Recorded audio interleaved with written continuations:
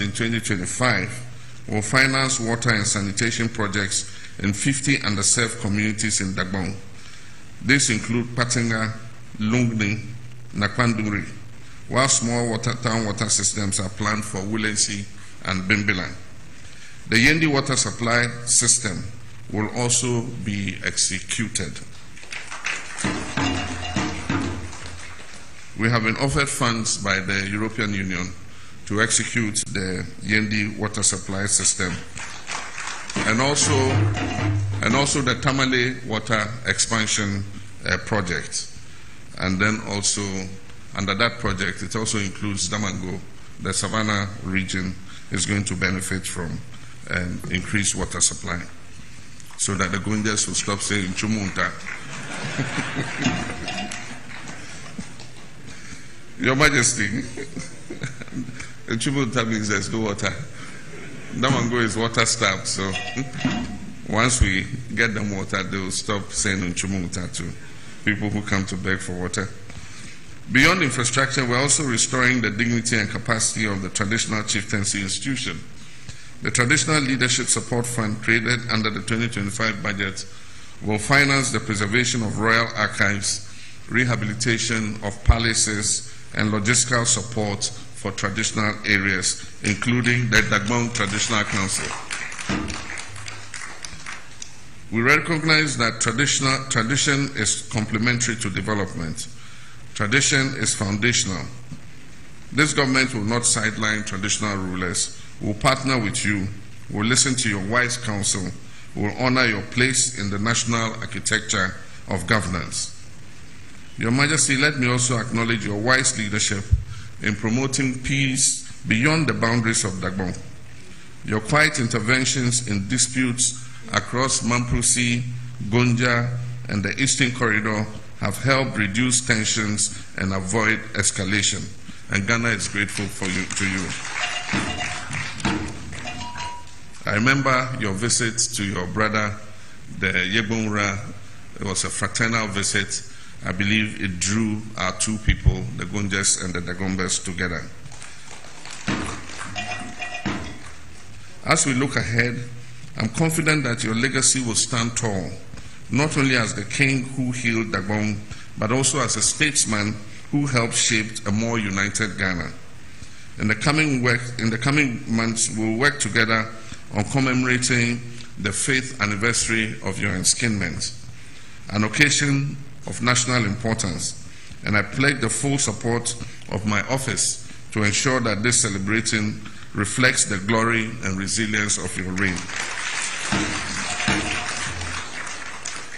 Let us remain united, advance with courage, and uphold the timeless principles that when tradition and modernity coexist, the nation thrives.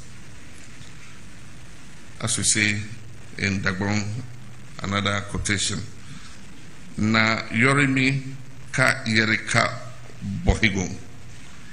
Do you understand it?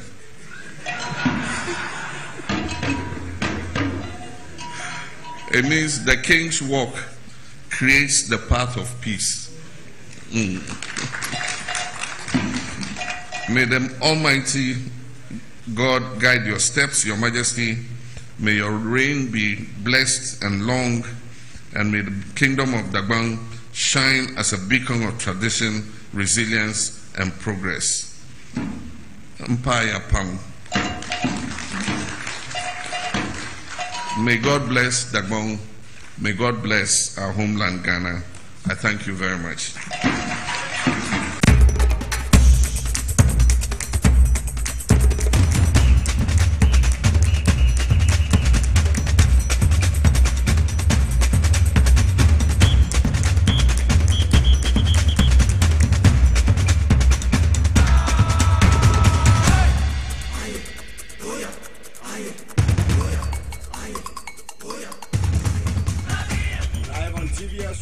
And also on Power 97.9 FM, the hottest and the biggest conversation in Ghana inside politics. Different city, Howard 37, Abebreso Street, the heart of Accra, Usu, editor in all the 16 regions across the country, north, south, east, and west. Maybe Obefebia TV SYZ and Power 979. Now, yeah, they all call Western Regional Capital Takrady Sharp 106.9 FM, Iziama Elembele West and 100.3 FM, Honorable Kufibua, Lands and Natural Resources Minister Nikrum, Omofai West and 100.3 FM. Central Regional Capital Cape Coast, almost 104, Adam Sounds Skrumu, Ewo Kotokuraba Market. If you want to acquire Simfusua, Rich FM. Yenuanuma, Ewo, Tamale, FIO Kesmi 107.1 FM. Boli and Kiligi FM or Savannah Region. WFM Ewa Sanso Anaboko Source 100.1 FM. Yenuanuma Ewo Pusiga FIO Wingpang Sampa Wende FM. Sanso Ena Yenuanuma Omowo Zebila FIO Zeps FM. If you want to call WFM. If you want to call Volta Regional Capital who Global 105.1 FM Muti region stations miensa New 89.7 FM Okete Krachi KFM Okpasa and New 89.7 FM Okete Krachi Mofa and KFM so Okpasa and a Boom FM Ewo Jase Kamunyina F5 Jumedi be London a GFM radio ni Fire Life Radio. Midu Kupiemo Ewo America Memo Virginia Apple 68 FM. Mugabe Masi enemy deal betime afreme capacity man and sama yede ebre wo free sabi kopim se ene unusia ebebo na yede anwumire nusia kasebo power ene TVS was no radio S was 3.1 kasebo no edebe bre wo no dwumakuo bi adawro ma ne techire yede dwumadie ebre wo Victory Garlic wo mo adawro ma ka ho techire sanso na S Natural Mineral Water Medimosis Clinic and Herbal Center omonso ekuremu edendende sanso na liquid capsules omonso eka ho Adom Survey and General Construction yomuso ewo dodowa odumasi omuwo dodowa odumasi behind Christian High School International and Adenta okosa bayinmu a omo ewo nsase omo tontoma omo sase on SM ni obetumi ayede abo awono mede omo nsem no eba betu edwa ene Attorney General one nsentwefo edi nhyiemu ya nsem a wode ato nsentwefo anim efinyina efa National Service Sema akoso ewo ho National Service Secretariat niema akoso ewo wo mudwumadie mu ya antwa yie no sani pa bi ya mebebubu mu din ya ya be ni pankura ka ho sa me wa charge wo mo wo sai sibe ono ka ho ono ye former ena gifty mensa or former NSS deputy director ono so eka ho ene empenifu bi Mustafa Yusuf ono former sports minister ono so eka ho ene afofu bi omunyina eka ho omunyina no edin aba betu bia se o mabo man ne ka ya che se scan die kadwitwiri die pa ya emu edu ye papa ho nsem nyina no ye de ebrel ewo power ene TV SYZ so ene enyum Facebook live ya power 979 so ena TV SYZ Ghana yenu anuma mo hwe ye YouTube so ye SYZ broadcasting ho so no betimi afolo ye tankolega bi ga capacity man ensema ye de ebre wo nyina no enwo nsem no de edoso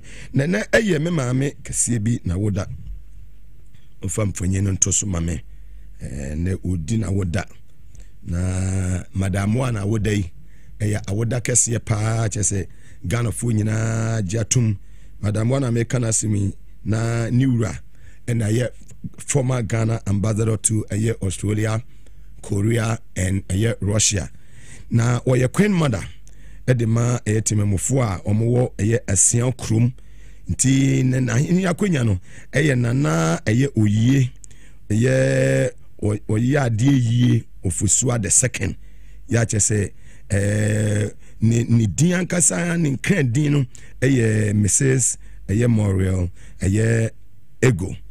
Tiniwra no Dr. Ago intinidino Mrs. Moriel Ago na chese eno no na wudru media ne patamu nyina obi afre no Madam One I'm not surprised so we jumbon san say o akomapa ene SYZ celebrate you to hwe se de yes ajeje wodi wate akwanyama na chese Madam One wunye ni packet akura koso ye papa ye na ya doye sa edema amanfo na timamufu amowo asian kromu de ɛsɛn krom ya nsamama doagye constituency hɔ ne ɔmo wɔ photo bi mu bɛn photo bi ɛne ne patam adoya ne adwuma amami ne yɛ power de ma ɛyɛ ɛsɛn kromfo no ɛyɛ super ɛyɛ fantastic ti madam one ɛnɛ ɛyɛ wa wode deɛ me ma happy birthday nyame ma hoɔden ɛne nkwatenten wawo ba ɛyɛ ima wɔsɛ menka nkyerɛ wɔsɛ nyame onhyia no ɔnyɛ wɔ kɛse saa so na wawura Dr. Ago wɔsɛ menka nkyerɛ wɔsɛ ɔdɔ too much na ɔbɛwɔ hɔ amount forever and ever. I just said, no, no. To Madam One, Eswazi Broadcasting, so you know, Yamao, a year awarda, and a 30th June 2025. So happy birthday to you, my mother. After you move on, after you go, and even after you find Seminina and Twasona, yet and some Shasia, and they is Excellency John Dramani Mahama at their Tuja. I catch you say, if you're not some moon, a friend, Amamu Bonia Echemo and the Kufuado ene eye Baumia administration no some mo ne Ghana for here bim afei and a president ya o ya asutie listening president ya okasa o de eye adwuma president ya okasa o bra ne ho ase na wotie de mo kan and there be ameka kire say minu me ho da biara da say Excellency John Dramani Mama me Mugabe me yimusu say wasa me de mensa ehye gem kura me de mensa be hye gema yeden ediama no because me nim se papa no wo yini papa ne hokafo malodina ni papa and now hwe empanimfo a wo ma surround around the president ya papa Julius Zebra adwe papa woni tirim Dr. Kalisus Mahama adwe papa woni tirim utu Jubilee House wa obia adwuma kama Honorable Setakwemo, Omobo Adwuma kama Nana Oyemo, Omobo Adwuma, Honorable Alessagwafia, ye mame Prof Nana Jenopoko Adjuma, Vice President of the Republic. Utimu say, enyansafo ene womo omo wa adwempa, wisdom. COP Kofi Boakye retired. Ye mame Maria Tabriu. Who read Jubilee House, ultimately say Jubilee House on a wasasa. Yes, because yewo nkofo a wo mu apply common sense and edi adwuma under the useless administration wo mu koi say PTA hu hia ndu ko basic schools na yi PTA eden afi ho nti enema bi ekoso ewo eye school bi mu a Parent Teachers Association ye twam ti parent ni wo kwan bia CSC nkonya ni ayan kola no welfare dia na be ye betumi dia bo akyerɛkyerɛfo school bus bi na aban nye ni nyina na aban betumi aya ka ne ye secondary school obo se bus ni atwerɛ ho donated by PTA abase ni nyina wotwam ompebim and na President John Dramani Mahama adare te say PTA no ɛhyɛ ase ena who say an education has for the Tomapaya de Efra under the good leadership of His Excellency John Dramani Mahama. President Ofi Nyansa will apply for Nyansa and common sense no the Ayajuma. Yes, and appointees in so fantastic.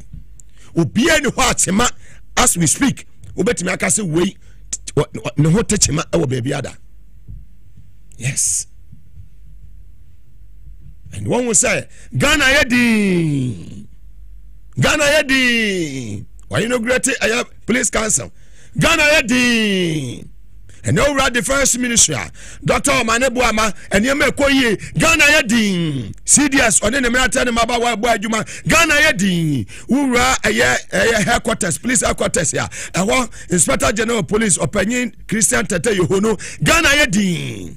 Prison service mame Mrs. Bafo Boni Ghana yedin bibi ekoso fire service ya mame mawusi sapon Ghana yedin udu Ghana immigration service opanyi basintali tiedin no basintali Ghana yedin we are resetting time way timer we bibia woni sa wodo sa abo oman no ya confess mu wadi o man sika bia no wo ya sofo wo ya imamu emra no ene obedi pepepepepepe and now asofo na mo wa ayasa national cathedral mo no mo satin lazy mu boot yoko ne national security ni bia na so e ho no mo be ye busy wo ho So-called men of God.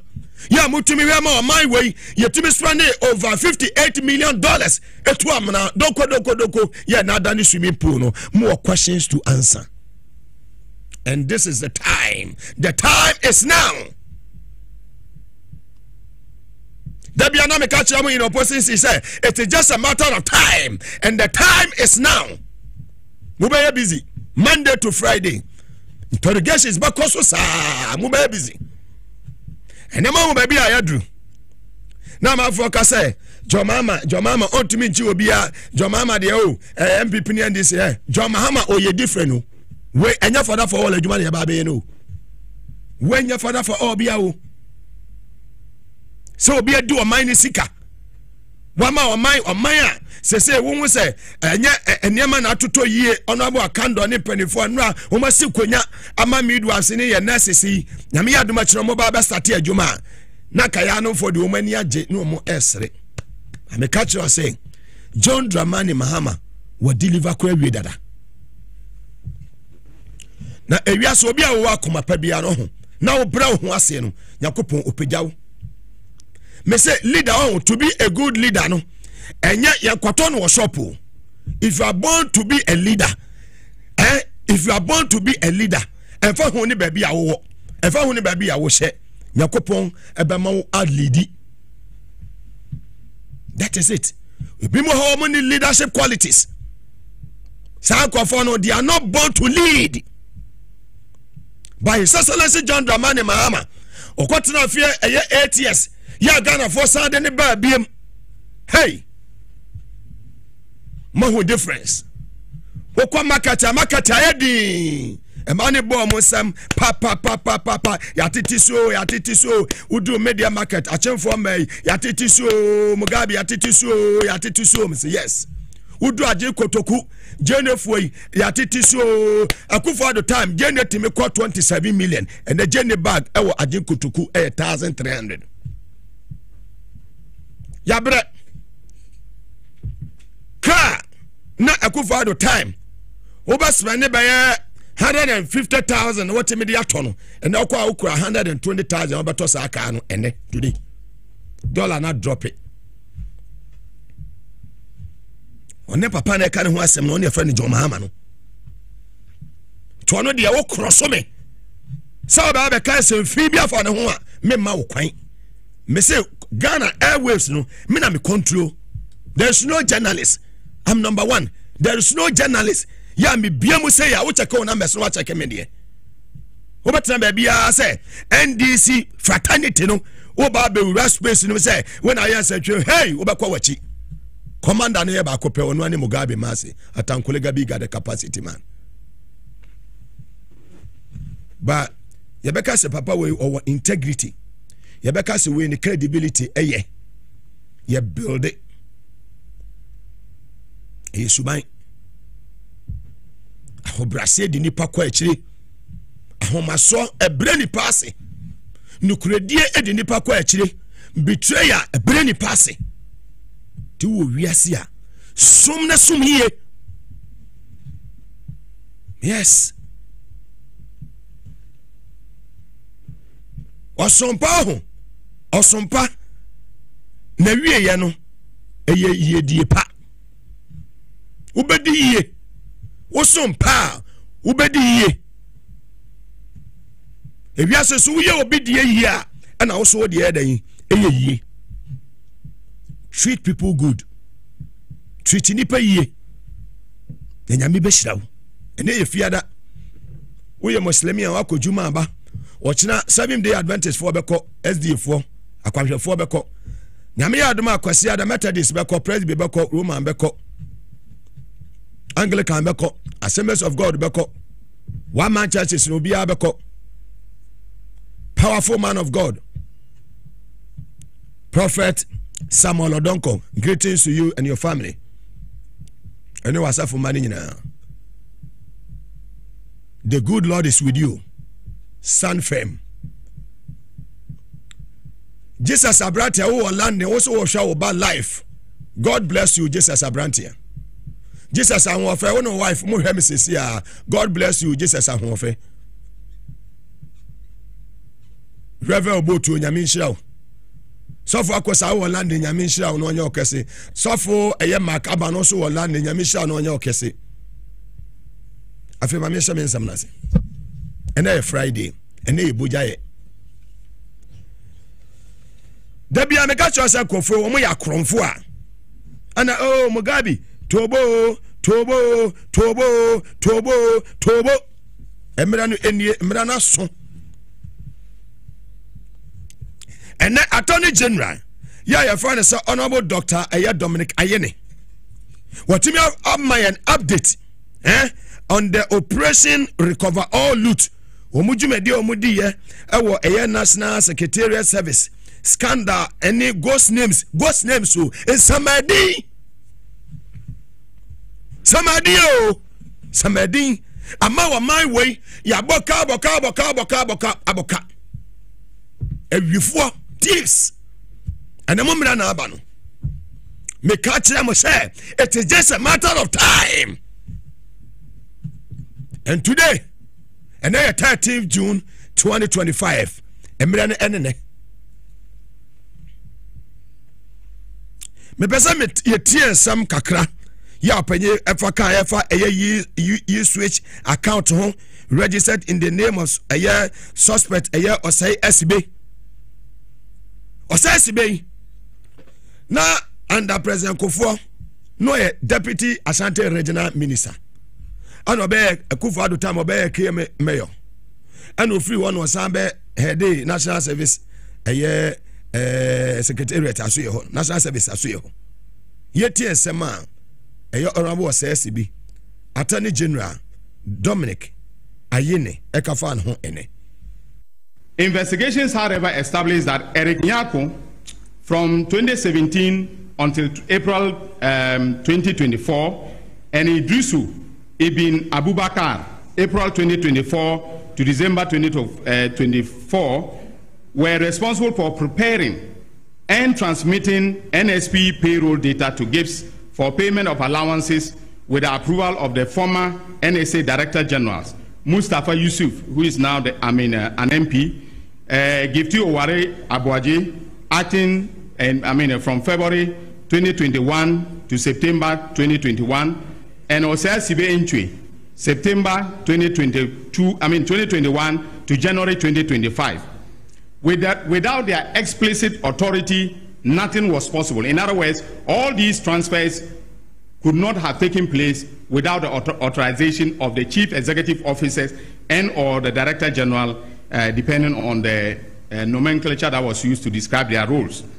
In the 2022-2023 service year, a total of 8,256,000 Ghana cedis was deposited into an eSwitch account. Very well. Attorney General SS Subium said the former NSS Deputy Director Gifty Oware Mensing will issue service personnel allowances at the collateral for about 30 million loan as enema omoye ndi omani nim de yetiesema ni nyina ka ghost names ni hu 30 million Ghana cedis. Honorable Dominic Ayine. Some directors such as Gifty Oware Mensah created and executed a meticulously detailed plan using NSP National Service Personnel Allowances as security to obtain a loan of 30,698,218 cedis, 69 pesos, from the Agricultural Development Bank, ADB, at an interest rate of 23%. She achieved these results by using other people's information to register a company called Blocks of Life Consult without their knowledge or permission. She told ADB that the company specialized in supplying home appliances to national service personnel and proposed that ADB finance the company to enable it to supply these items on hire purchase basis to the service personnel, with the NSA being responsible for handling deductions and repayments.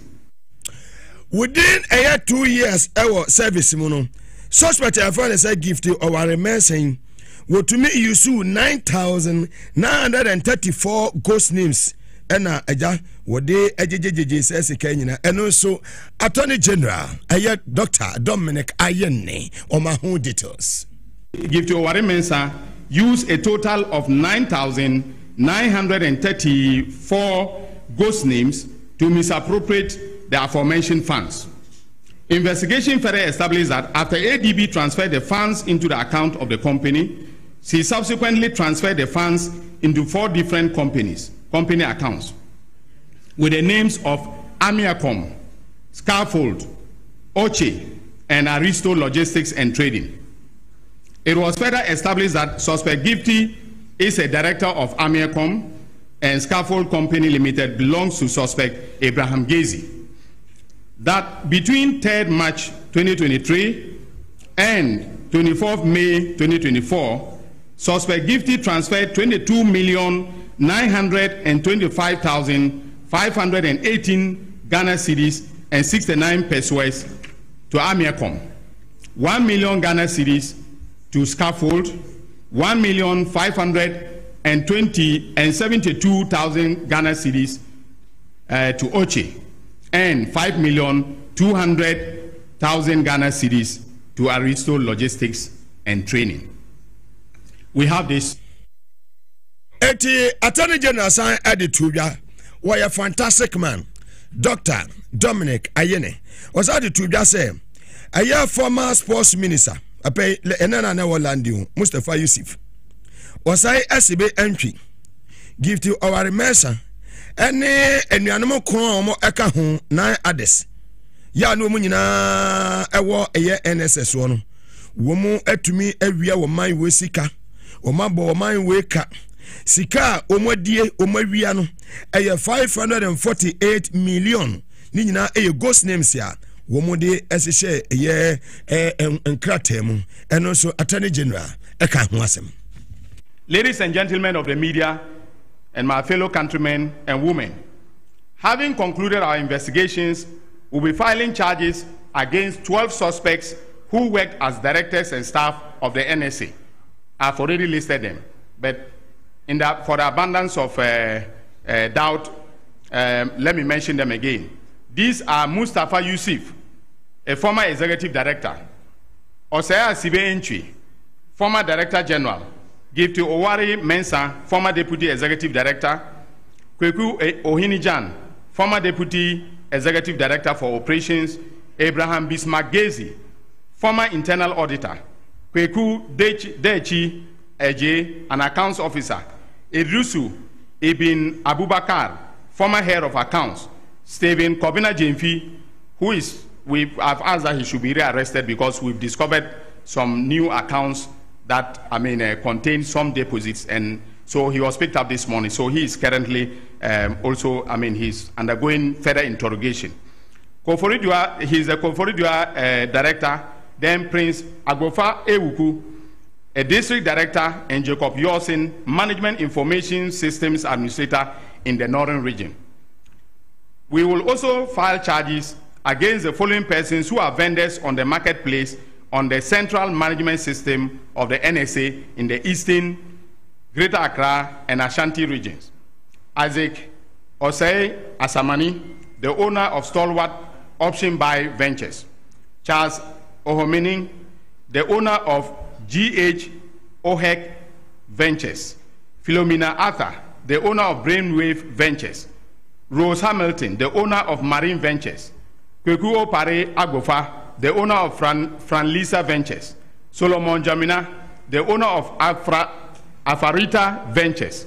Haruna Mawulaya, the owner of Alfaida Enterprise. Sylvia Ntriwa Opare, the owner of Silsona Ventures. And then Peter Mensah, a legal practitioner and the husband of Gifty Oware Mensah. We have made the decision to enter into non-prosecution agreements with some of the persons who were involved in this criminal enterprise, especially the vendors, and these have agreed to provide compelling testimonies as witnesses for the prosecution.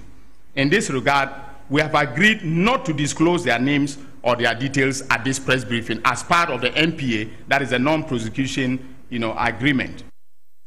Fantastic Attorney General Dr. Dominic Ayeni. Na afei mamema with details. Every year 2018 ekosi 2019. Ghost names ya omudishe musika omunya ayeno.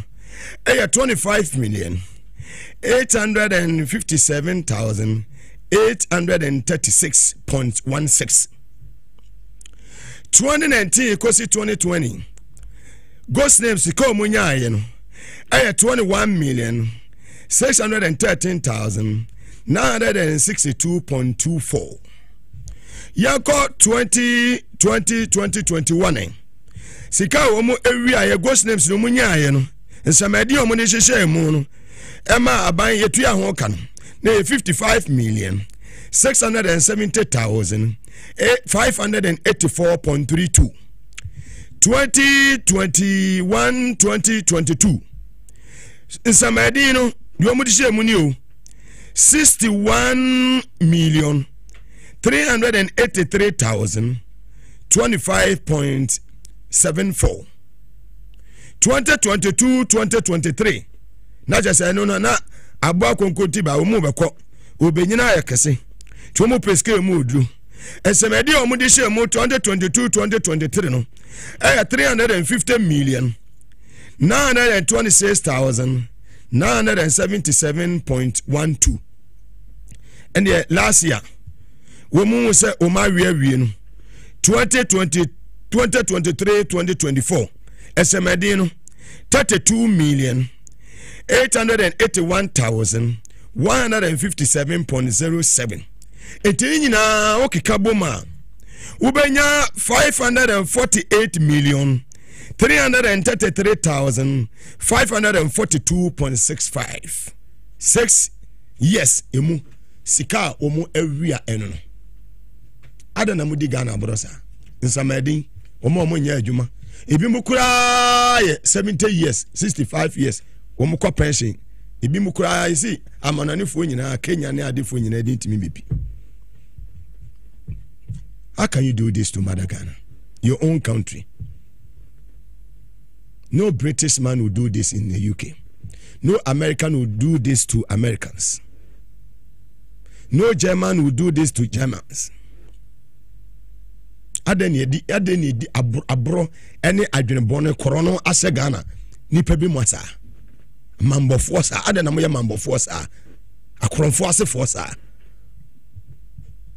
eti munim tomorrow munim se wo kire bi wo ho se utira anye ya obelande wonsam mo wana akosi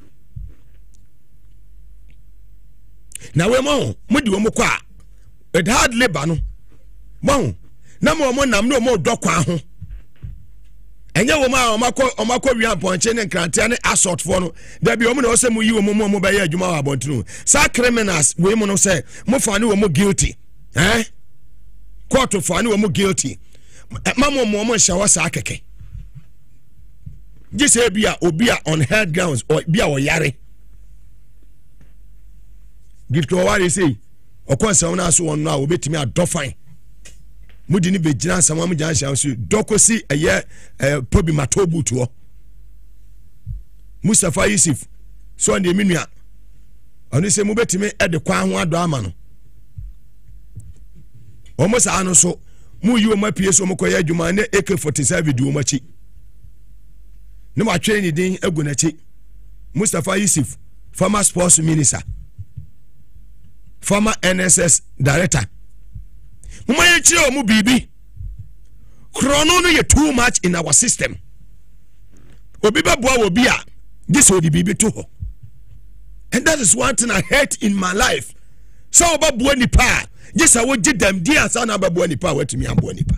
Ye mu nipa obra wati ase. It is bad. You behave like as if said there is no tomorrow. You behave like as if said we are not Muslims, we are not Christians. Burning too much in the system. Omo nyina so sorry omo kwa sorry o. Edu fiade omo ko Allahu Akbar Allahu Akbar. Sorry for any kremofo. Eseba somo man. Etiade okwa. You are there to serve, not to steal.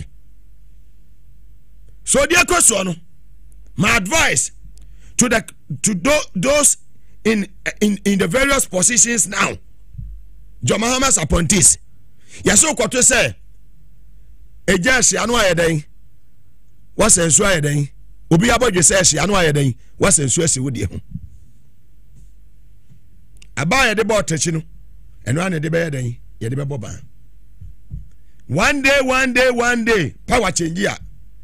Once every year, now with the corona, your mama to feel back at us and prosecute you. Or no, abuga peli kwa me prosecute. Nti ye bibia ye min hum yenu. Ye the position man say kwa. Protect your family wom. Think about your wife and your children. Think about those who depends on you to survive on daily basis. Shall right now or left. Shall we nimna wachi. Nabi sa won say ena ya de ukwa. Adofo bi o ha wona na oto edu edema wo mu pressure edu. Adofo bi o ha wona na obo amomo atumi kwa dialysis o. Nti sa wo say nipa no woni ho a sankofo no mo be den o mo bebre. Think about your children. Think about your family, your children, your wife. Obaba no obi agiko. Yemfa adwen papa enante. And it na da bia metra konso we acha me say adwuma ma ye for 25 good years. Now so ba bia ni wa ma ye adwuma wo be won say Mugabe owi away of away odiboni way oye way never. Track record. Ma ye kan sempanye de emfa ho. Na sa sempa no emie akwan apono emfa ma wo future generations. Wo ma na wo nana mo, wo nana kan so amo. Ene ye we abusuan bi kwa ha wo ware ma be ka say abusuan we de da bi. Ene edi bi kwa wo na wo didi ni kopa adwuma kura wo didi ni ko office ya wo bre. Because of amemmo boni bi opanyi bi de bre yenti. Na so e bi kwa na wo mfira abusuan no mo. Ne dini shia keke. Ba wo date me block you obi chance. And which na debi ameka say good name is better than riches. E di power hoy e yes na hunya. Wona mane ade yansa akira wo so amia ka sempa fa ho. Wura ba bia me anyi wa tu. Menye setwe ni a wura ba bia no bia we. Setwe ni o jeje bribe. Yes. Ebi asidi obedua na no na obetwa wo. Ana de odi be sha from na so no na obetu. Bobrapa live work no ja legacy a ye bo wudin a ebetumi abie pono ebetumi abie kwan e de ama obi. Yesi we de Barack Obama. Yesi we de Dr. Kwame Nkrumah. We Jerry John Rawlings. We President Kufuor and Kufuor do e bo ne dia de Ghana for de be kai no. What aso tiase. Chrono ne kata se PDS. Palugudam. Chrono ne kata se ne ba no appoint no. Terminal aya 3 duty free. Chrono ne kata se ne baby mama no appoint no. Czech Republic Ambassador Virginia Hesse. Me bobo dia na me tumira na ma kire si o. Enu ti na me ye very powerful no. Me ye different from others.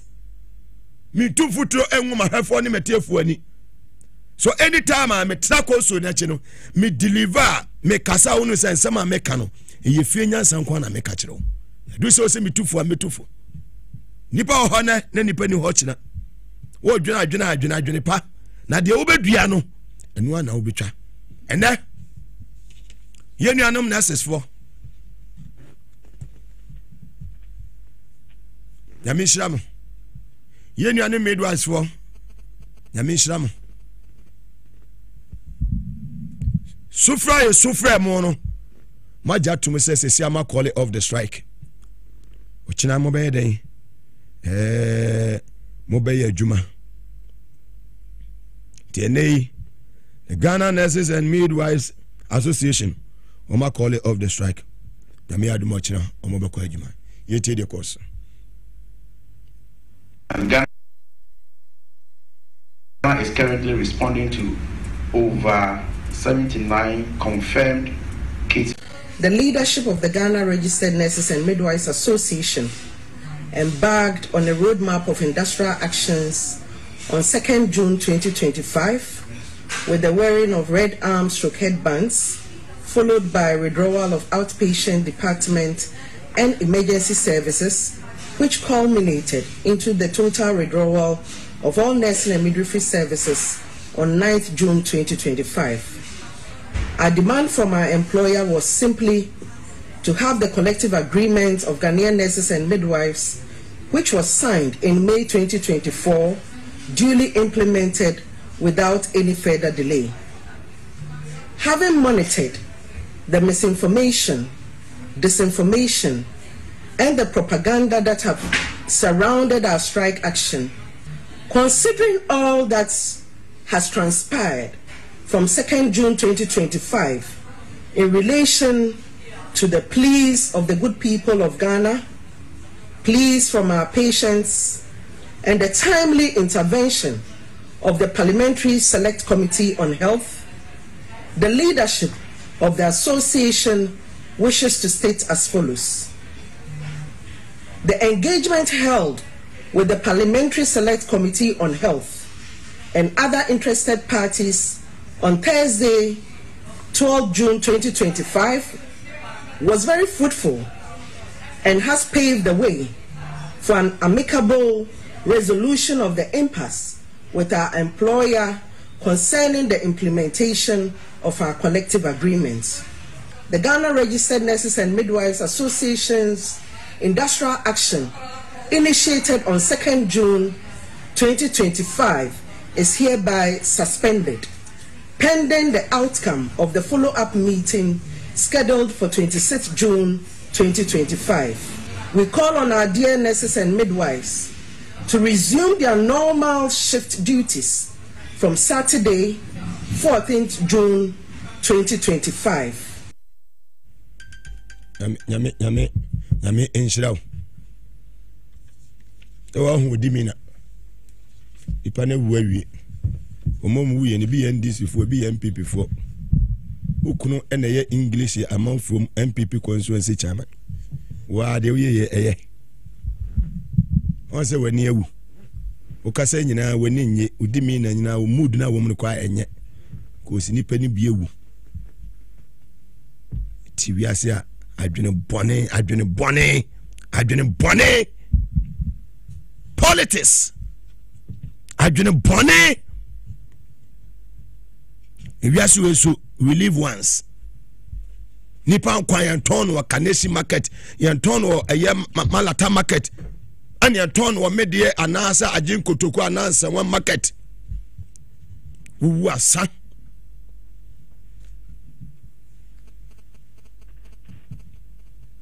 and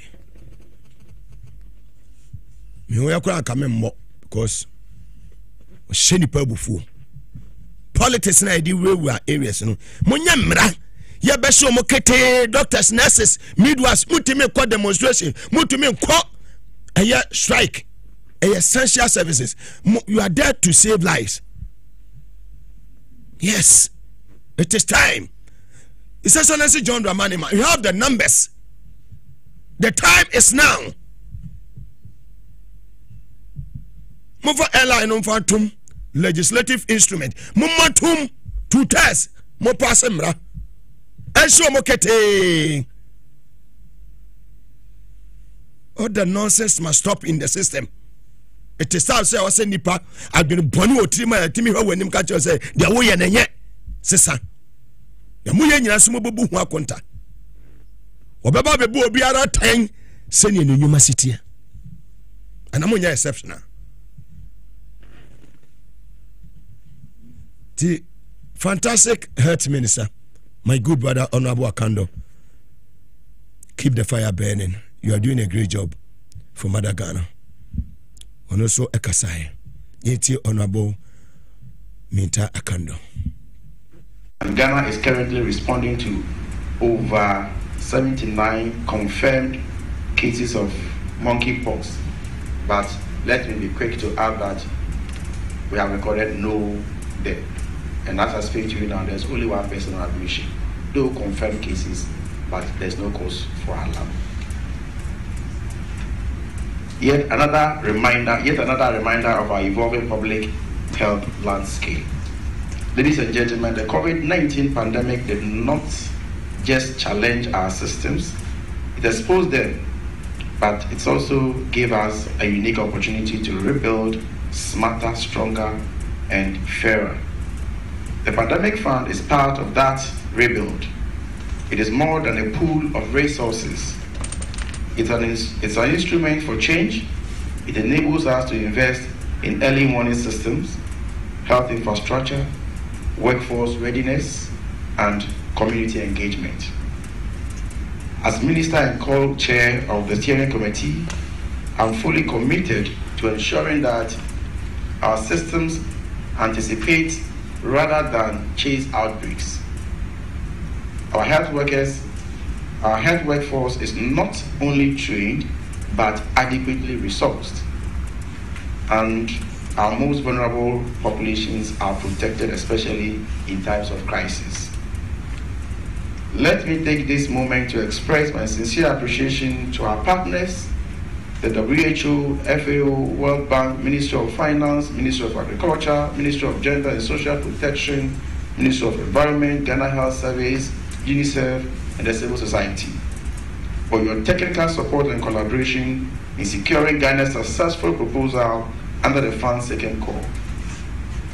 This steering committee reflects a powerful cross-section of expertise from government institutions and development partners to civil society and academia. With members from the Ministry of Health, Ghana Health Service, WHO, FAO, UNICEF, World Bank, Ministry of Finance, Agriculture, Environment and Gender, as well as civil society organizations. The committee brings together the full breadth of technical, financial, and operational perspective required to make the fund work for Ghana. The members of the committee, I'm going to mention the members of the committee. I just heard me the son of Wakando and Martin Kano. You know, Seidu Anas over life, it was Sampa. Greetings to you, Sasu, and a couple, the man couple. Ya, me birthday, no, Kebab be binina, or the bear free, no, when you team the man couple who on Chroma flat, like the beer quasi, Yamisha, no, Kebab papa free, couple, champion man, some more beam. Kuha or Joanna Sport or any chimu be biabefabiano, Miniaba Esani Lydia ne Yabamunia anti Magimunina ubia Yaunuko Kumo, Omunina Etimo, Jerry Munina, Micha Munina, and Minia Asari, Kingsby runabout, Asari joint, Nuno Hokani, Oba Pajua, and Abusianina, Barbara Bibiabo Cordier, and yes, Sunday. My good brother Sunday Kebab Munina Chacha Munina in the area.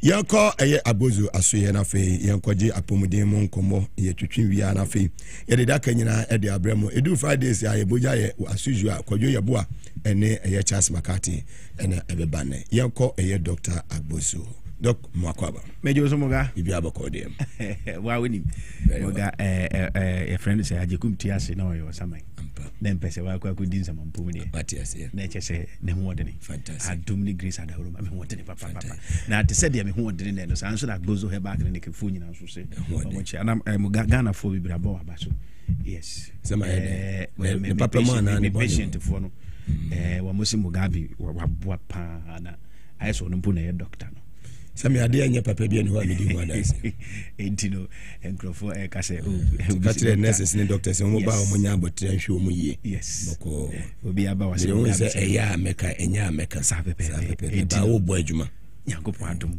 eno so wadawruma eni Ghana for adawruma ye bo adwuma enchi aso nkonkoma Ghana fo nyinara na agbozo heba clinic e betra sese ya na ye mo ehunu say no man has an expiring date ye moto ye ba ko pe sa moto bi eni die mu a me pacho se woni makenkan no matwura me se tworo to wo ye be ma mu enyi on sa agbozo ma betre he e sedie nko an ye ngie kase mu na me wo efri se ememo mo 70 80 efreme na ye bom abaso yɛsi Dr. Agbozo nyankopɔn enhyira wo Dr. Agbozo nyankopɔn enhyira wo adan a na me bɛma enye adwuma nanso efiri sɛ me ba wo nkyɛn no ɛnɛ no metumi kɔ baako metumi kɔ mienu metumi kɔ miɛnsa pɛ bo sɛ me ne ahomakye na wo bi o 78 no afra no wo hyira wo saa enti saa ensɛm yo ka kyerɛ me no ɛyɛ ana ɛma ahomeka na jinja me yi ma me betena TVXYZ na ma hyɛ wo a wo team na hwɛ me nkona sɛ bɛma ngu ya ne bɛma engu ye motor no man has an expiring date it is a problem bi afa erection ho erectile dysfunction premature ejaculation TME emere no aya na esama ye ntini ba na yabobɔ yade ni din but nkyiremu na nkasa ba ya so ye ya doctor metumi boase na ma kyerɛ wo nneɛma yie papa obi wɔ hɔ ne obi ampo na ne deɛ ne sɛ bi ɛyɛ eduru asɛm na emu ebi wɔ psychological problems keke etumi ma sexually or say strong into ba Agbozo Herbal Clinic me no to me boase me ne ma nurses fo ni ma adwuma efo me ankasa me nya ho time se nipa ba ko na me spend 1 hour ho kura me nya mmera ma na ma kyerɛ wo nneɛma mu yie na wo yade no so ya hwem na ya mo aduru kokɔ no mu 3 days 1 week na wo be ma na sɛ gyina so ɛyɛ adwuma enti no man has an expiring date eno any Agbozo me to emi moto me se be ma nwu ya ne be ma nyeden engu sa challenge na matura ma wa wo hwɛ me se wadi mfie 60 70 80 echo na wo me masem nye sexually we weak me ba cho numbers no go screen so wo sa ATM already so me bubo numbers no na wafa premature ejaculation ya brantie wadi from the age of 20 years echo and above up to 40 years e was say sebi oni oba ye bibia ana say after first round no utimi come back mienu miensa ene de kyerɛ sɛ we be ma na so obi wo no ma back no kra 20 years boy wa come back no no utimi come mienu e was so back Agbozo Herbal Clinic na obehwe wo mpom na hunu die nti sexually we weak na untumi lasting in bed Agbozo say oba na ye test na ehu problem bi wo mu na ehu say yade ya ye betreat yade na free wo na wo be ma na penis na nya the independence na wo hia oba no ehu say yes ku aye ne ho aduru bebia ubenya sa treatment papa no Agbozo Herbal Clinic Dr. Agbozo meto me nsa frɛ say from ochina eko nyinara unya kwan ana say say eba sasa nyama no krampo no a ye mpese menya kwan e wo say wo ba wa wo hwɛ me no una me ne wo kasa no sexually enkoyi eba to de bia me ka say abnormalities bia ebe okay in the system ana say any sickness ana say enye sa na nyankopon bɔ na bibi sesa woni pedue no mu na enkoyi we call it sickness or disease ye won treatment was obani edema na Agbozo be ha fa to ye ho so yetumi ni no sexual part no ye very good at that enti sa ebia o hwɛ me na won kran ha bebia o hwɛ me nwuma bia o TVXYZ so enwumiri no ana o tie me no ye wo kwashima na ye be kwashima na yimfi no nya me adoma o china Dr. Agbozo me ankasa me ti kwashima twɛn sɛ wo beba na ma san wo yade number wo be frame ye so ana be ma me WhatsApp message afaso eno 0241 ene yankra number no ofra nya abotre na ni manese fo no nkasa oba me yankasa ba beto me de bia me wo ho enti frɛ 0241 75 0282 ene na yakra number aye di adwuma from ochina ekoni nyinara metena se na matwen ho 0241 75 0282 kai hunu se Sunday be Father's Day enti bi mo bi a wo hwɛ me no happy Father's Day na mom no Father's Day no ye mema ehia ye na ye celebrate ye na ye jubilate oba no de be chew o yere onfa na ho nkam this week e was so prove say yeah you are the man Agbozo ochina to Sunday no na bibi abene obeye adwuma no pepepe it doesn't matter the age 0241 75 0282 eno ye Dr. Agbozo me number akra number no wo hwa so de toso mienu no ene Kumase nyame adoma wo chena ko ni nyinara chena Saturday Sunday Monday Tuesday Wednesday Thursday ko ni nyina de birada Kumase ye tena se ne ya adwuma en ho teacham so me 5 old insurance junction me friend number ne keke na mo fra to ho na mo na bra ne ensam ya de Kumase number ne 0553 41 77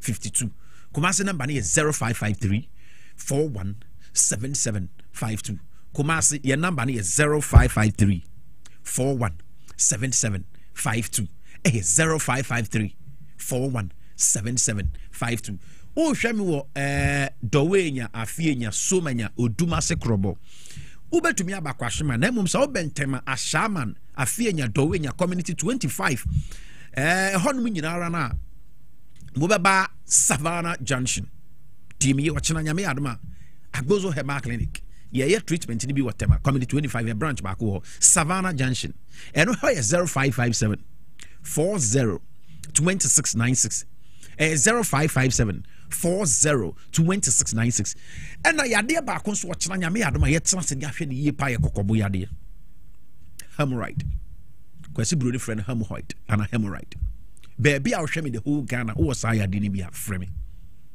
me say baby I will show me free biara se was sa problem a hemorrhoid uja una na kokobo pia fra Agbozo baby I will show me free biara tro me number no na frɛ me na onimi ni wo yade ho enkomo emfa me se baby o Ghana bia o hemorrhoid problem o kokobo pie na wo hwɛ me baby a o Ghana ha baby ano fra Agbozo Herbal Clinic me pa acho baby a wo hwɛ me free bia no frɛ me na enimi ni sa yade no komo obi a wo ja una na kokobo epi obi wo honom sa o ja ne nan ni wi kura e ho hyehye no e na obi wo tanya constipation severe one obi wo no na miensa mienu enan na sabi onya ne nan na emom nyankopon ye nipadua ne say there should be an excretion e was at least niama as enya papa wo nipadua no udidi onum nsu a se nipadua no fa hoɔden ewom no wi a e was said the aka no your friend of metabolic waste and I say a friend of metabolism and I say waste a substance or product in the system e was said sania man eba out nso obi wo hono mu a sebe nansa aso no beja ne nan na sebi sa waste substance and product na e woni mu no na eda so e woni mu e dinia na kan hunu so went be nya na 2 days 3 days I mean ade echi sokora na e sa da ne yare be bredi ma etimi cause infections na ade inti o twen dan uyim tanti ma ne buru so e na ayim tim na na buru so etimi cause sa hemorrhoid na uja wo na kokobo api e na obi o tie far weight o tie lift ade mu do a etimi ja pia kokobo no so e ma ne ba enti e bia wo hwe me na wanya sa problem bi hemorrhoid bia e Agbozo Herbal Clinic but na Dr. Agbozo bi ma wedo na num nsan kan ko hwem e mabium number betimi afrɛ me si so no 0241 and we are how frame 0241 75 0282 0241 75 0282 0241 75 0282 and Kumasi muntie me we are bear man wo Kumasi dichem so old insurance junction main 5 ye ne nkramofo asore dan no eni di hwe ne mo pe o de frɛ na gi direction no Kumasi mo frɛ Sierra na doctor no one mo nkasa na mo ni eni nkoma 0553 417752 0553 417752 0553 417752 mo amosem mo kwan wa e bia o nof o voter o he fa na hwem na so kwan pa chaw yade ne yo san yade ne kwan enwa muntu ana mo na mo mra kra ana se mo be batema community 25 na Dr. Agbozo masan yade what you say o ba anya de se wo beda ho o ba no asan to anamo akochi nti bia ofiri bia no ye behwe wa masa eda no amasan se wachi no wako nti bra Agbozo me nchen na bra beji treatment hemorrhoid yesa eye kokobo asem na makan ena obi asem impredua sa o de prostate e how junso e de ti se de medical kan se e wo se waste e bia e wo system substance bia e wo system bia no e wo se ba out se junso eta hyehyehye ho nkitinkitinkiti o yo ba kra na ta keep junso wo ho a o yiri na bladder no eta ase no eta create infections wom e ma wa hwe obenya junso ntentententem e ma bi wo no mokra e create infections ma wa hwe yi a se junso to no anka ma na junso wo ho ana se junso kan wa onti enti memfa junso enhye ho e na se o prostate problem amaking uko gina ho no ma onko tumi use be 5 minutes now they are junso wi pepa cho e wa bra sebi se o prostate is very strong na healthier within seconds no what junso wi e na prostate no so e ba so a e no junso tumi se ensem e wo se wo saye dey e junso biu uko gina ho no na kakra bia saba e no na wo mu a na sebi junso twa no ho na akanesi e kanesi a na afi no e kanesi a afi se o junso into me maybe now I know so I've done a big problem. I don't know the only place I've ever known is Agbozo Herbal Clinic. Oh, a prostate problem. We have the solution. We can treat you within 3 days to 1 week. Now why into June so to me ma and urinary pains. Obi a Junso na Junsum. Ya and obey me ya obey me ya Agbozo ya saw ya there. Low sperm count infertility asem na make oye oba wa ware awo ntumi ma agbozo ho ye beboa wo oye bema onso wo de ne de odo brada oba agbozo heba clinic ye betumi aboa wiye papa ye won kran kwashima na ye ben kwashima na ahemfie no ape me ba cho friend number na egu screen so no 0241 75 02 82 eno ye nkran number no Kumasi is 0553 41 7752 Tema 0557 4026 96 and now your bar fibroid ababeda yim uye fry kutu ni nyina no back bozo he back clinic e be mo adro be wash menstrual disorder me ba cho ni nyina no agbozo ye si treat arthritis na e how wa poso joint mu nyina ye wo ya o de be back bozo he back clinic ye be sasa ya de no e de amaw me ba cho hemorrhoid no kokobo no asem no na me boso biom uja wo na kokobo pie nko ade a wo boa o de back bozo he back clinic ye be san ya de number now be frame yes so no 0241 75 02 82 ena Kumasi muntie me Kumasi munhia me nyame adom ochena kodi nyina ye adwuma 0553 41 7752 tama 0557 40 26 96 yare bia ya mo din eno nkyere siensa Fred ani we yade ho enkomo Dr. Agbozo me da ase se wo hwe me na wo sign etie me mo bi biara happy Father's Day same time next week we be say ho bibio.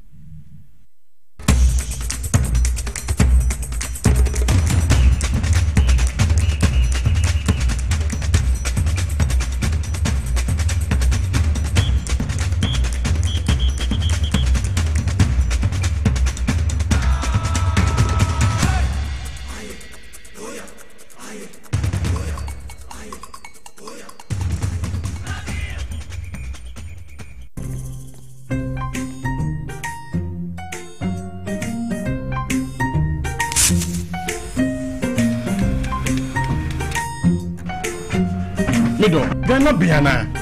I'm going to be able to see if I'm a I said, baby, shit. Magashi. Junior!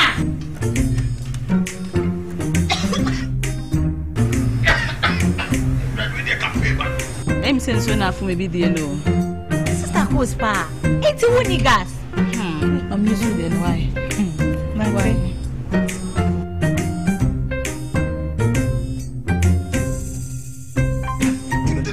Down Yankanawa.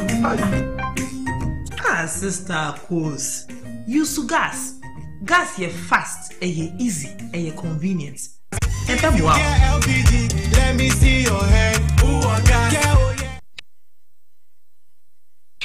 Hi. Now let me tell you about Safari Valley Eco Resort, the first of its kind in West Africa. Upon your arrival, you are introduced to your butler, who plans your itinerary. We were surrounded by wildlife from the moment we entered the eco park. So many activities, all in the same premises. Visit the gym or the stables, they have it all. At my break, I'm able to practice my putting. We also went fishing on a man-made canal. Our tour guides taught us so much about the wildlife and how to interact with them.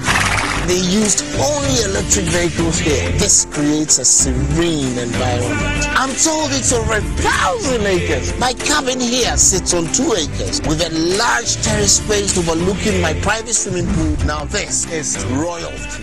They have their own farms, thousands of fruit trees. I can also have my lunch here at the waterfall. Quite a beautiful place you have here. Visit Safari Valley Eco Resort in Ghana, bringing you closer to nature.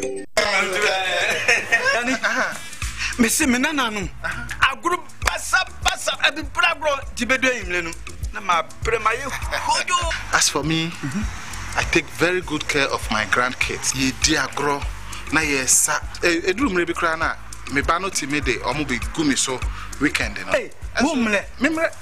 I don't think I'm a catcher or say, yeah, no, Medi garlic capsules. As I stand here, my doctor said my whole system has improved very well. Medi garlic capsules. Yes, Medi garlic capsules. Medimosis garlic capsules. Boa mamoja di nipadua mu efurusani yi na esiesie oba ne barima mahona wodin. Ubenya edroyi bi ato omanyimu pharmacy store frey 050-349-4885. Edroyi enya mamofra enye ndi mfie dumienu. Apemfo ene emma emanofo. Medimosis who ni how FDA ajidwe di nkratu yi atu. Recovery Conference 2025, Accra, Ghana. Be renewed and empowered as you prepare. Johnson Suleiman is my name. I'm coming to one of the most historic crusades in the city of Accra. I'm coming to Ghana. We're going to be at the Independence Square for 2 days of glory, 2 days of power. Please, as you see this information, share it on every platform you can in the nation of Ghana. You are from a family of a praying woman. Yes, please. My mother is a reverend minister. Your mother is called Reverend Diana. Yes, please. You have somebody in Malaysia. My brother. I'm looking at you. I'm hearing Eunice. I'm Eunice. Be my guest as we move in the power of the Holy Spirit, hear the word of God, and invade the kingdom of hell and take back what the devil has stolen. Recovery Conference come to Accra. He was paralyzed for 3 years. From the Look at him bouncing. For 3 years, he had lumbar spondylosis. The spinal cord shifted. He could not bend down. He could not do this. Look at him doing that now. But now the power of God has healed him. Look at him. This is a miracle. Look at him. It's going to be great and powerful. We are believing God for a massive, massive move of the Spirit of God. I'll see you in Ghana. Date 24th and 25th June 2025. Time 8 a.m. and 4 p.m. daily. The venue is at the Independence Square. For inquiries and to be part of a local organizing committee, please call the following numbers. Grace awaits you. The serene environment fits into the goal of the school, which is simply to provide excellent educational foundation for your ward's development before they commence primary education. At first glance, clearly you will see why the school is called Hebron Hills International School, as the building stands tall overlooking town. With a Montessori style, we have experienced and dedicated staff and trained teachers. Our small sizes classrooms are meant to enhance teacher-focused approach where children get one-on-one attention from the teacher. Hello there. We are open at 7:30 a.m. and school closes at 2:30 p.m. After school care is from 4 p.m. to 6 p.m., while early drop-off can be arranged at 6 a.m. Hebron Hills International School is located at Midye off the Nsawam Road. Locate us with GP postcode GW0688 GA West and GPS code 06884870. You can contact the school and make further inquiries on 050-876-2375 or call the office directly on 0302-918768. Email us at hebronhills.school@gmail.com. Hebron Hills International School. Excel and shine.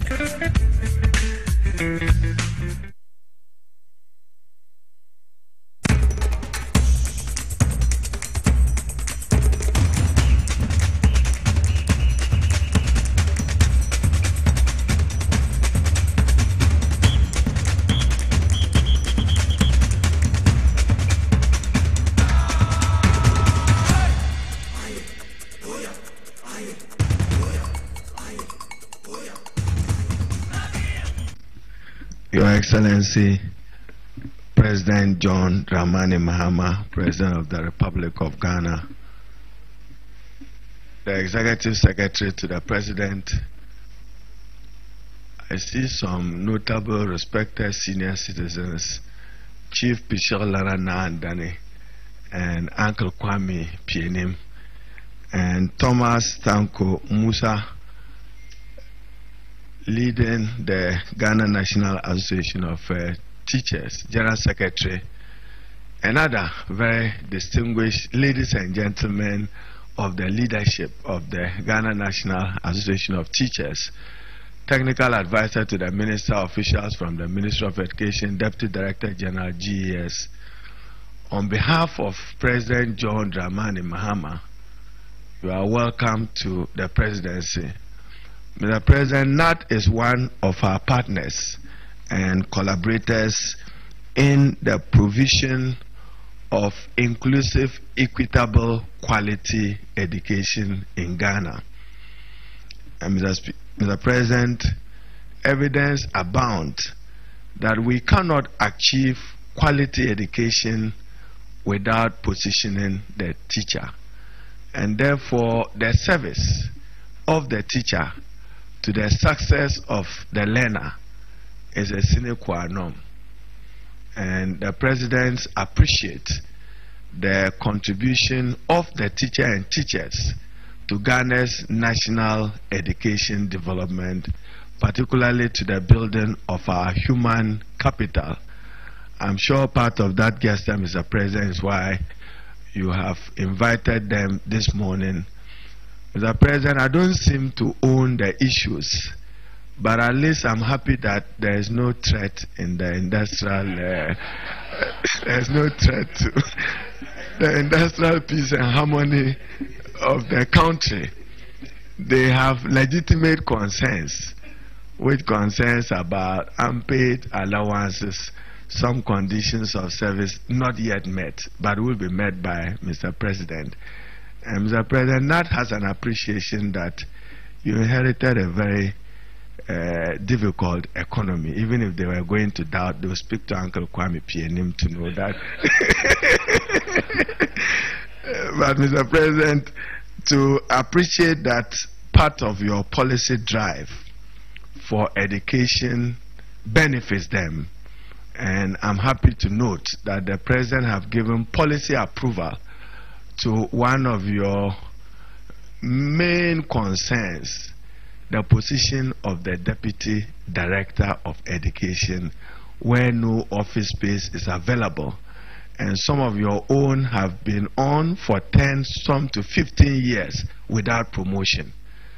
The President have granted approval that all those persons affected be promoted, but in lieu of the office accommodation. So, Mr. President, we can only appreciate your new governance style. It only can be praised. I have said that John Mahama's presidency and what it has for Ghanaians is ahead of us, is not behind us, and therefore your legacy would be noted. Mr. President, they also appreciate your new policy directive that no school building should be constructed without an additional accommodation for the teacher, and that we are keeping faith with that. Mr. President, the other allowance you pledge, I'm sure we are waiting is for you to direct the Minister for Finance to release it. Then they can have the out of duty, out of station deprived area 20% allowance, which was also part of your pledge to them. So, Mr. President, today I don't want to take the wind out of my brother's seal. I know that they will have a conference, the annual delegates conference of NAT, which would be somewhere in January 2025 and 2026, and they want Mr. President to grace that. I also know that, Mr. President, they are investing very well, particularly with their pension funds, thanks to the good economic guidance of Kwame Pianim and others and Chief Andani. Their pension funds are not. And Mr. President, myself and the Executive Secretary and a few others in your office have been working with them to take some decisions on the management of the Tier 3 pensions. And I should say that they have been very, very cooperative and supportive of your new initiative. The President of the Republic, Honorable Minister for Education. Mr. President, I know there are not enough hours in the day for you. When I see the people coming, funerals to announce to you and so forth. So I'll make it very short. The word honorable is normally used for MPs and ministers to remind them to be honorable. That's why I don't accept honorable. Mr. President, this is the most progressive union that we have in this country. And I came with them just to be able to tell you that these are, they say even heaven helps those who help themselves. They give loans to themselves. If you are driving on Independence Avenue, you see Teachers Height.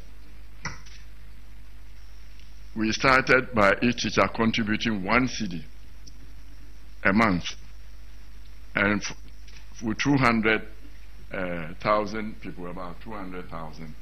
And now, if the economy of Ghana had behaved properly and the city was stable, the Teachers Fund would now be worth $2 billion. And now I think they say it's about 4 billion Ghana cedis. Every month they are contributing, so it's there. And occasionally they will need support. For example, for the housing that they are talking about, and I'm grateful that you said every new school building that is built, if there's land around, the teachers using their TF properties can build the housing around it for their teachers and collect rent from it. And when they retire also, we want our teachers to retire into their homes. So at the district level and the countryside, if government can use its powers to acquire land for them as part of building for teachers. And I started life, Mr. President, that's why I started life as a people's teacher at Ahmadiyya Secondary School. And everybody is who he is because of a teacher. And that's why we have to look after our teachers very well, pay them well. I think Canada has set the example that one of the best teaching jobs, one of the best jobs you can have is being a teacher. Here, we tend to underpay our teachers. But with you, as a listening president, and I was happy when they were coming and said, well, let's go and talk to the president. I said, with this president, if he tells you he's going to do something, he will do it. Somebody told them he was going to give them 10,000 houses. They got 0. And I told them, this is a listening president. And Mr. President, as I've told you before, of the 35, 36 million Ghanaians alive, you are the only one who can reset Ghana for us. And I've been talking to the other people on the other side when I put on my political hat, that all of us have to make sure democracy works and support you. Because if you fail us, this is a historic opportunity for Ghana to get on the right path. You are the right person. You don't need the voters. You don't need your party. Do the best for Ghana and leave a legacy for us. And with that, I'll say, whatever you tell us, you do.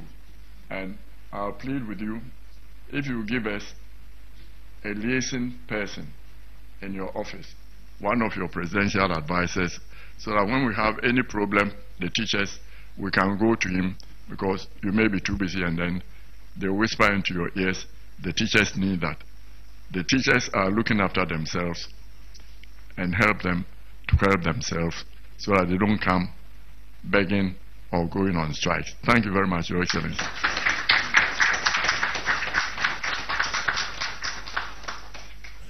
Welcome back live on TV as was and also on Power 97.9 FM. Emraso, Yabobo, and Nibi Mate, earlier on Mote, a year education minister, Honorable Haruna Idrusu, and Amobete, Yapapa, Yo Fire Nana, a year Dr. Kwame Pianinso, Mote, or no so, Enka. And some of her in every ya was here to me a digest second home and some so kupimo ewo a year dansumai, so whole of dansuman. Baby abefebia a filling station film baby abefebia a TV SYZ and radio no so at the Power 97.9 FM se manye one pub o ma bia tumuku ha na nada kwa jasi me aminu na na da kwa jasi wo Mass TV Mass FM ne be boys ni andofo a mo chile anwumere na Friday so what I say so chile no enya bad chile no mama nye deep mame na bibia nso ntumi konkan. My good brother Nana Adakwa Jasi, greetings to you. We just say bibia boko. Let's move on after ye hwe nsema eboboba ene ewie. Se dem di ka kan ye na Friday obete Charles Makati enka the Hope newspaper on ye simofo awoda no. Sa nso ena menua Kwadwo Yeboah ono so former MPP youth organizer ewo Ayawaso West Wagon. Ono so mobetene enka close up for A7 notice senya me ya aduma condition of service ne ho nsem no aban ahwe mama aban kosi 30th June close up for mom die anim so me MPP4 nti aban no aye wadwen se krata wo me de ba 12th June de America kire se mo satinjeli MPP4 no mo discount mo prosecute mo we monye fast track mo kan say tribunal no emrantem na mo ebi mo starting konse mo no nyansem fo na wo mo AD no nurses for akwa amanipa ewu midwives akwa amanipa ewu ene nyame ademo akina no mo eko aban oba ewunya abosumi ensia useless groups we mu nyina mo sori a ene ade echa ye cost strike echina ye cost strike I mean the mo person mo ye bia mo nye bajo mama wo succeed ye mu nyina ni mo mo hyehye ase obekọ we mu close afọ we useless caricatures mo ene do ye mo be appointment eko birth and death registry mo se montiase ntimo de monema ebegu ho mo nkwa adwuma mutisi mo ntene so na mo nye demonstration mo se oman no abato ebeto ne 2028 you constitution kwa na wo se obi ko Supreme Court no ko on interpretation Jomama mo sama no onsa ko biem kwa nka ho MPP4 no say intina make catch NDC so say ye adwumaden na MPP ni say omu ho power biem useless groups we nyina mo bakwa kopi mo ba bi ada close afọ ko mo deda no go and check their names was even notice nya aban na trust condition of service mo djuma beto mo nkwa adwuma timama aban ni kosi 30th aba o mai be mu ni we Akufo at the time say na some phone ne some I mean some money say na mo and Akufo at this time close up for say na mo Akufo ado close up for say na mo Akufo ado say president now all the power to appoint and disappoint you know only to me appoint to be to a birth and death registry na ma ba out a issue statement say ya ma nipa bi ono a wono na mo free say close am you useless mo free say wono na deserve ya fa na ko ha enya de amobako adu mo you useless make out without fear or favor. So close for mobile said you memo. Mu useless. Watchman listen, me you useless. I go for the time you how many times I must have notice say I'm condition of service no. Jomama ba ye na hotimi meeting condition of service ana. Useless caricatures. Nonsense is too much in our system. Any say entertain anything nonsense. I go for the time that's when I'm here. President waba before o man na niema enye niema sai na was satisfied toto niema man we say niema stabilize see the na ho ade ekoso no mo de strike na hia no mo na african for useless ones calling themselves some you close act massa o man we atwa ma groups be sorry baby a direction man ekwa niema toto yie no ye nyina ye mo papa no na papa no niema ko yie otimi pagya o man si o man. This is not time. Ya moba Saturday we share your mama. Nonsense no must stop. Strike and strike and now we kwa strike. Your mama so for una yan see for ma. Omo Saturday say we afanya man as you. Omo ba kwa strike sa na government na be unpopular. Yes. Za 84 we. Here na electoral commission won so no. Meto ayampi akọ ene Ablekuma North. Ebesi na umunya MP. Yatna ama Sal for 4 good years. Sal for enya rep in parliament. Under this administration, we are in charge of your mama. We are in charge. Mr. Electoral Commission and manimu ya wasa ya mrani kwa tuaba. Si ya kwa tuwa ya to ya declare ewa Ablekuma North. They deserve better. Nonsense too much in the system. Electoral Commission is here to aneka. A man for quarter about 2 or so. 7 December 2024. Besi ne mutimitu ya umuka. so mo ya budget de koi abani discard de mamo so phone do so bebre closer for mo ho hikura sa leaders na mo da no mo ho hikura se na obi afo sa president ya appoint to tripa na ode ne kono na ye nipa bi ho ne wase ode ne kono wan fa wanko useless caricatures mo fa ma waso na mo be hia yen yes so phone bi aso in this country. Yes, me see democracy, I see a democracy ni enya democracy. Na kawe ka soja aban kamu nyina ya mutu. Some funa mudi wa hano. Na so ye democracy nti kamema me kabia mamu muti no enya mebi ha wontumi nye. Ye wasi ye wade nyina ho kwan enya ni nyina na fata yen. Ronald Stam 1990 what they say 91 1989 no. Mo ba obedi kwasa asem we wagman ho a. Sabe some funa mudi no. President to me a appointment now must yeah closer for if nipa bi o say de ne kono ya fa ono anko nti ya nkwa adwuma mu ye useless kwadwo me mu akwa ba bibi aboko de Charles no kwadwo o man na yiwo mu no nipa bi mpe o man ni yie kwadwo ya na awre ho say nipa ewu enne na sesu mu nko kira no mu so mo be sate adwuma nipa ewu yeah solve one problem near you no now another one so 7 notice say yes one year ya pede amaya 30th ekono yes you enko adwuma ade akufa do time say na moye na maka kire mo say mo satin jeli wo muntem mo satin jeli MPP for no wo mo disika no mo jeli wo muntem mo jeli wo ma sabe sanfu no mo bejai mujeli woma muchi womo anopa awia nwumra womo disika no mo nya busy musizi womo passport otukwa enye ye te say kan for that odwane ye no mo hu say power change ase abo mo taskele sa no mo say amamwo ne ye ne abre enye dwoma amamwo 2014 15 16 ebi ni second time yo hwe papa na ne abre yenjeli womo prosecute yenjeli womo esa womo nya busy post fonya adwumanya national security fonya adwumanya yoko honya bize bia na honya bize no mu sa bibi wo wiase mo disika ma conference nyina hwenim mo so ya na mo say dey sanfo atachire asese kutupa amafo kutupa mutimu mantiri so mo kwa strike mo nyewe say da ba aba ne ba ya on popra esi na esi kina Charles family too Maga yeah, why is she? It's Albion. So for many Albion engineer. Why is she? And Bedford. Mama wa bro. I've been chat TVXYZ. It's too bad. Our T for near before.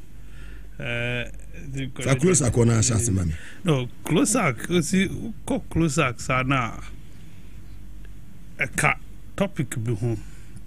Okay. Ewo inside of. Okay. Timinya. To be back. Closer knidi NM deben for no. To be kan mi na ba. E tin nyina ba ko. Omu nyina ye dwuma ye for. E ka hu bi. Mugabe ma men sha asem fi honom. Anka na me ko passport office but e be ba later. Muga say car conditions of service and a condition what office or topics me sanka me ko ho say na Friday that's a topic free range and na free range wo se sam na ke kwa attorney general anyway sini na ho passport to can be uti mamen ko say they say koi now topic ka na ni how closer gini and my late ndi enya passport nto yen dia kan me bedru ha na unti how men kazi me bedru na unti hey yes kojo bedru na me dia na wo batam me na me so me sate tambe me was so you intro what you say hey me no be okay there everything we just say feel am feel bad direct obi afini fie ne ba ne fie ne ba who is your fresh I would say your car condition of service your fawo juma appointment letter no and your salary assessor woje any entitlement edi be man and no your friend condition of service no enya ade a uye juma no kodum finfin a na wa What to a na wako o employer house you a beer Madrid ye wa mammy way a mammy we are me jai a juma kotna fee a bad feet and yes son it ye o cameraman we o mobile fair jumano o mobile so ye o minimum camera operating and I'm interview or more qualified on my form. Your bad studio be mujina no operating cameras and yes an it ye into your chinabino munsu dia basu said ye jina 3 hours 1 hour be see meji 100 cedis a condition of service one farmer me mo camera ne siwi me mo fa mo ade me nye adwuma bi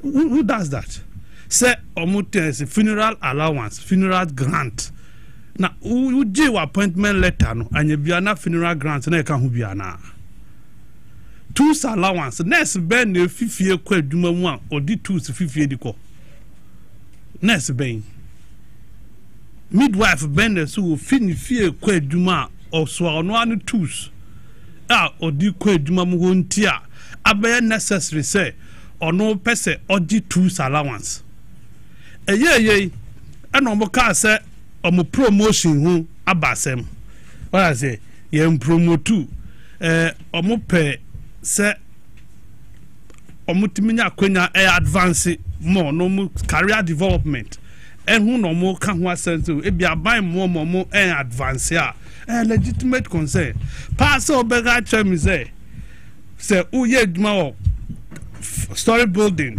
3 to 5th floor as a CMA allowance sabi ayen kwasasem we yen kanu krenche damfo next for a black million ena yen penny for na ye din no mo hwe omo muga ye co school no se ukra first degree me first degree ye treatment ye pe ye salary conditions ye pe ye tiga na ha fire service for unime so mu insurance mugabi fire service for mu dumuja no they don't have insurance cover.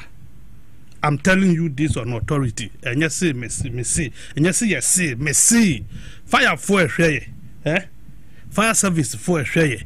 Omu bia ni wa owo insurance cover. And now no mum penny 4 years some be bia mo 100 cities and no more discount. Omadi, omantimi am fine insure mo. Yes, do do that for we. Our motiwi. Omu ni insurance cover so mo ye adwuma. They are working. Maintain say obi oye Air Force e wo Ghana Air Force see o ye ti helicopter mu na edi chinti no mo ma height allowance say nyansa bia enim ade o mo bisa ye so wo fa de na wo hwe mu a mienu pe e na nyansa wom extra duty allowance call in allowance wa pon adwuma wa kofi e ne afra o sebra na obeye djuma esi tuaw enka wo mre ho so what I say extra duty obi esi obeye djuma na nipa na ntumi ama enti watena mu ama saa nipa no esi e calculate ne di sika ne ka ho edi ma wa bre anywanya but funeral grant na next for ye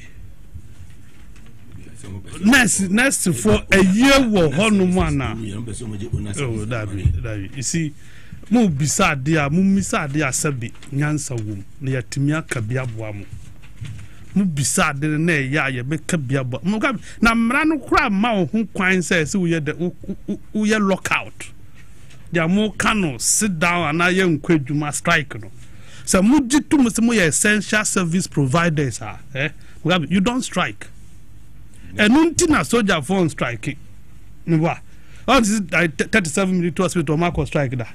What is the police hospital cost strike that? Because you are an essential service provider. No more the the blackmail buying. The blackmail buying hiding under the claim of condition of service. Me say me there nurses force or publish it on my appointment letter. Na interest ye form adwuma no.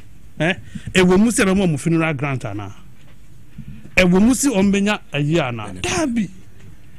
Na police for na pam mo uniform e bia ye ma wo kwa adwuma ne ama obi me bo a wo pese wo ball life a wo koto bi no wa pam bi aka ho na wo dia ball life sa na tie TV stations amuwe and kasi ayi mu your friend then wardrobe or but open more super so flexible more master UK kakra ahomaso wo mu musa no what I say obepa menyemu I say ba anokra wo na waka dressing baby na mo shoulders was through shoulder part si shoulder part mo amudi aba na why kuntai my men come asem the person will look extraordinary from any man na wardrobe na no wato na would what there be so uko toba me mega is ye ma obi because ya ma wade a wodi adwuma ya ma costume se wo she na wo se wo mpe because wo the designer na wo pe ukoto designer wo se odwuma wura ni ntua hoka. No, it can't work like that. Entimi enyesa but ni nyina mu no mura sa Ghana Registered Nurses and Midwife Association we unu zo mo ne omanka enesi nkwara omuwie omo at birth. Yes. They still children at birth, nurses, midwives. Me my follow case.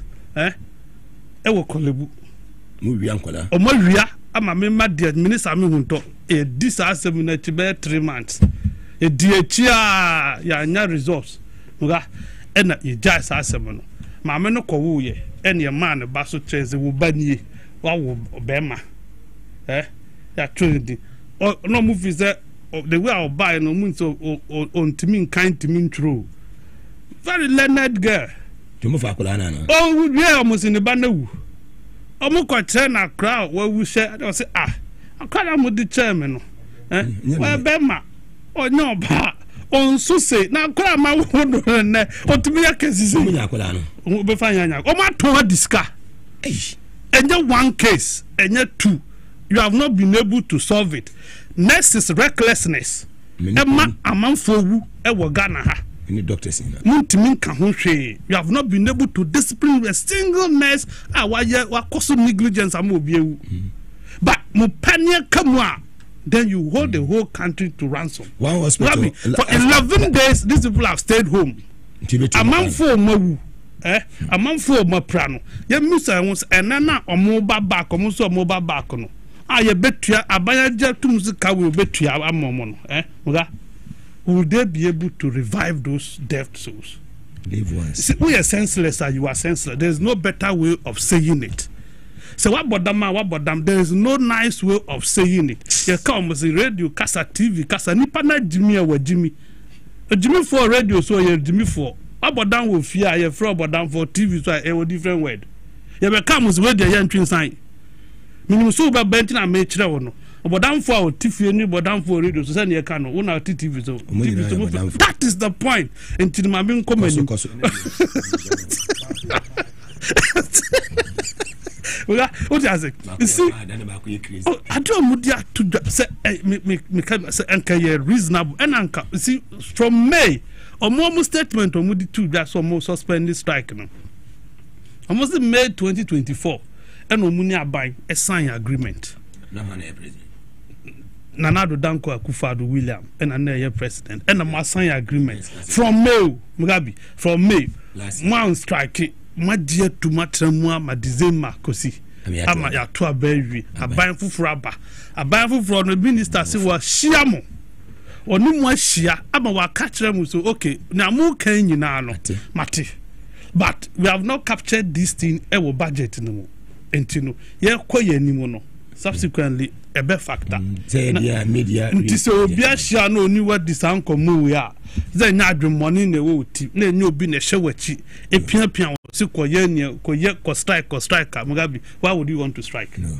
Because from May I will sign agreement to December one yes strike one more one yes she closer that obiaba you see closer for the jandam no mobile closer ka your mohun sprinter group and by association and career registered but omodie ogbo mo pa ombe draw letters sia eno anomu ye closer ma share mo mpanyifo omusubanya no general secretary na transfer more than how many years in as abusia japade bi eno omudi ama no de ye ne ope ga enti uka closer ga me hu no mo pa kire almost up to say omunko 30th. Let them strike. Amam 40 omu nye adwuma nye. Magabi. Amam 40 omu nye adwuma nye. Entimedia me say so obi bia obefa kwati kwan so opeso blackmail aban or strike ya momfa amamfo a omu tifie omu pedwuma na ye ni bi. The sister nurses for no mu gu achi a omu nya bin yeye. Eye na kwabra minta kando minister. Obuae na mabue portal no. And a more fun new nurses. Edi replace tired nurses we are. Anka problem ni ho. Because nurse we have found to me transfer 1 year when I was salary my 6 months now was salary my and then 6 months into another administration was a wound tiase and to buy your castle reset. There is a man tiasiana. Ministers no you can't blame you kakra. Because President elsewhere catch them must go and reset your ministries. And to ye document be a war na muko 2 years no. You could have resetted it from say that be where there ya beto aba sign na mu hwemu anyansa nim. Mumra ne entrance ne enchete no foforo bi. Funeral grant saying. Tools allowance saying. Height and depth allowance. Ghana hospital bed na 5 story. Ghana Aban hospital bay and a 5-story. From first floor. Like from 3 to 5th floor, from 3rd to 5th floor. Akufa do one district, one village hospital. See, and you know, I shelter market and the market form. Yeah, market. Also market, market for hospital Libby. And no, quite yes. You the hatako be for that way be no kofro here na kohi. You see, when you are more realistic, right? Me who document me can't document. No, this is part not realistic. Now me nemenentia abandoned and G's are document with too. I don't know the motivation. Say, say, Kufa do a year you buy. Ukuyi will be order much in and I can offer transition home and to me a years not election into I'm going to tell a election into no mudi buy no man no mudi too because it does not make sense. Mugabe, what kind of money was so now? It makes no sense. You see a post 2 permanent nessa a allowance is a demand. Temporal so you say allowance demand and the more the most are school I need doctor we say we demonstration na cause NLC for Mrano a show kitisi essential service providers under no circumstance should do strike untimi cause strike enomako minister no nanka usi okopa nipa bumraso kana ye wo sa de no yedu eyeduma nipa bumraso chief justice papa instead of ye be dimna no be yeduma na ye panicho what I say the koma bumraso se mano no wa bumraso you stand on the law and act and based on your maye mra wenti wo de anya hwe next is for motifi no ya bue mumra ne amfa moduma mo say mo nye duma because of funeral grant mo ntna fi se abanya sika na ye duma na sika ba ye be fremo na ma be ye duma na ye ma funeral grant but mo anyesa e na mo Paul macho mo dum radio stations mo say dabi mo free 30 days free mo nya atun wey NDC for sa mo nya atun wey mo se yan tun no mo frem mo se ye do ma do bi ye aban we beto aso wana ye bi anya Akufa dudum radio station na ya depa odum no obi awu o me say na ya depa Akufa dudum no obi awu e bisa wa se am 14 afi enya mra no dina so dum the law is the law former chief justice that was suspended please my man make come asem well, you're suspended. Former chief justice. When you're former, in my suspended. estimation, we saw a former chief justice who was suspended. There is no people here. Suspended. The woman is on suspension. Please. That's your opinion. Yeah, but your former. Only your former chief justice. When you're former, Omo Chempo Puama committee no much. Omo General no much. Omo fan to Daniel because you say code the mensa so. Sharp. Or no fear code no you omo wie na eko. Rabi hwe nya bro na mo be fiada yes ye be fiada yen ka no obi a close to 134 radio stations in 5 minutes. Some do the 64 and is for the bossy derby. They don't go to for patcho and the checks call ye or more reject checks no. Some bois uti ha kaseme bois. We are nya tumudodo. Nya some do the say tiamra munka say tiamra let the law work or no what suma udi eduma ma abrante no or ye eduma no. So we feel say eduma na wire no if you have something to say friend wo dan na mama kwai mugabe kwai research no research na radio station do men car research mama kwai na nko manim mi wi na waka ode me ma ye no waka sabebre mugabe wo de duma sha brante winsa e no wako ye duma no say wo problem wo ho afre no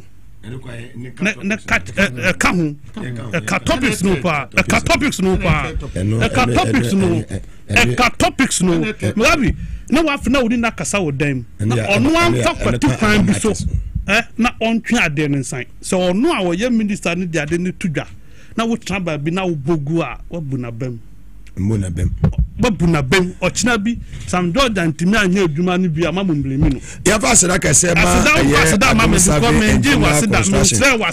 survey and general construction make a say eba land surveying eba engineering surveying architectural designs early general constructions omo ye number 1 omo ewo dodowa uduma say behind Christian High School International na adentan so omo asase wo papa what you be are ne master ti se wo pa asase ato asase amanso enisu a no akọ Adom Survey and General Construction maso ye ewo eye dodowa uduma say behind Christian High School International adentan so mo asase ni bi ewo ho na wasebra se dodowa asase no eye 50,500 million and you pick and cry now what you papers now ko sanso na pese utua ne kakran so a ubetua 60,000 na obi a opesa wo so no utua ba busumisi a udi tua wie no enu 55,000 na opesa ya fa ko 1 year amount dia ye no be ko 60,000 na ye chichemu ne kama de amount na watumi atua wo ma trofo ni enie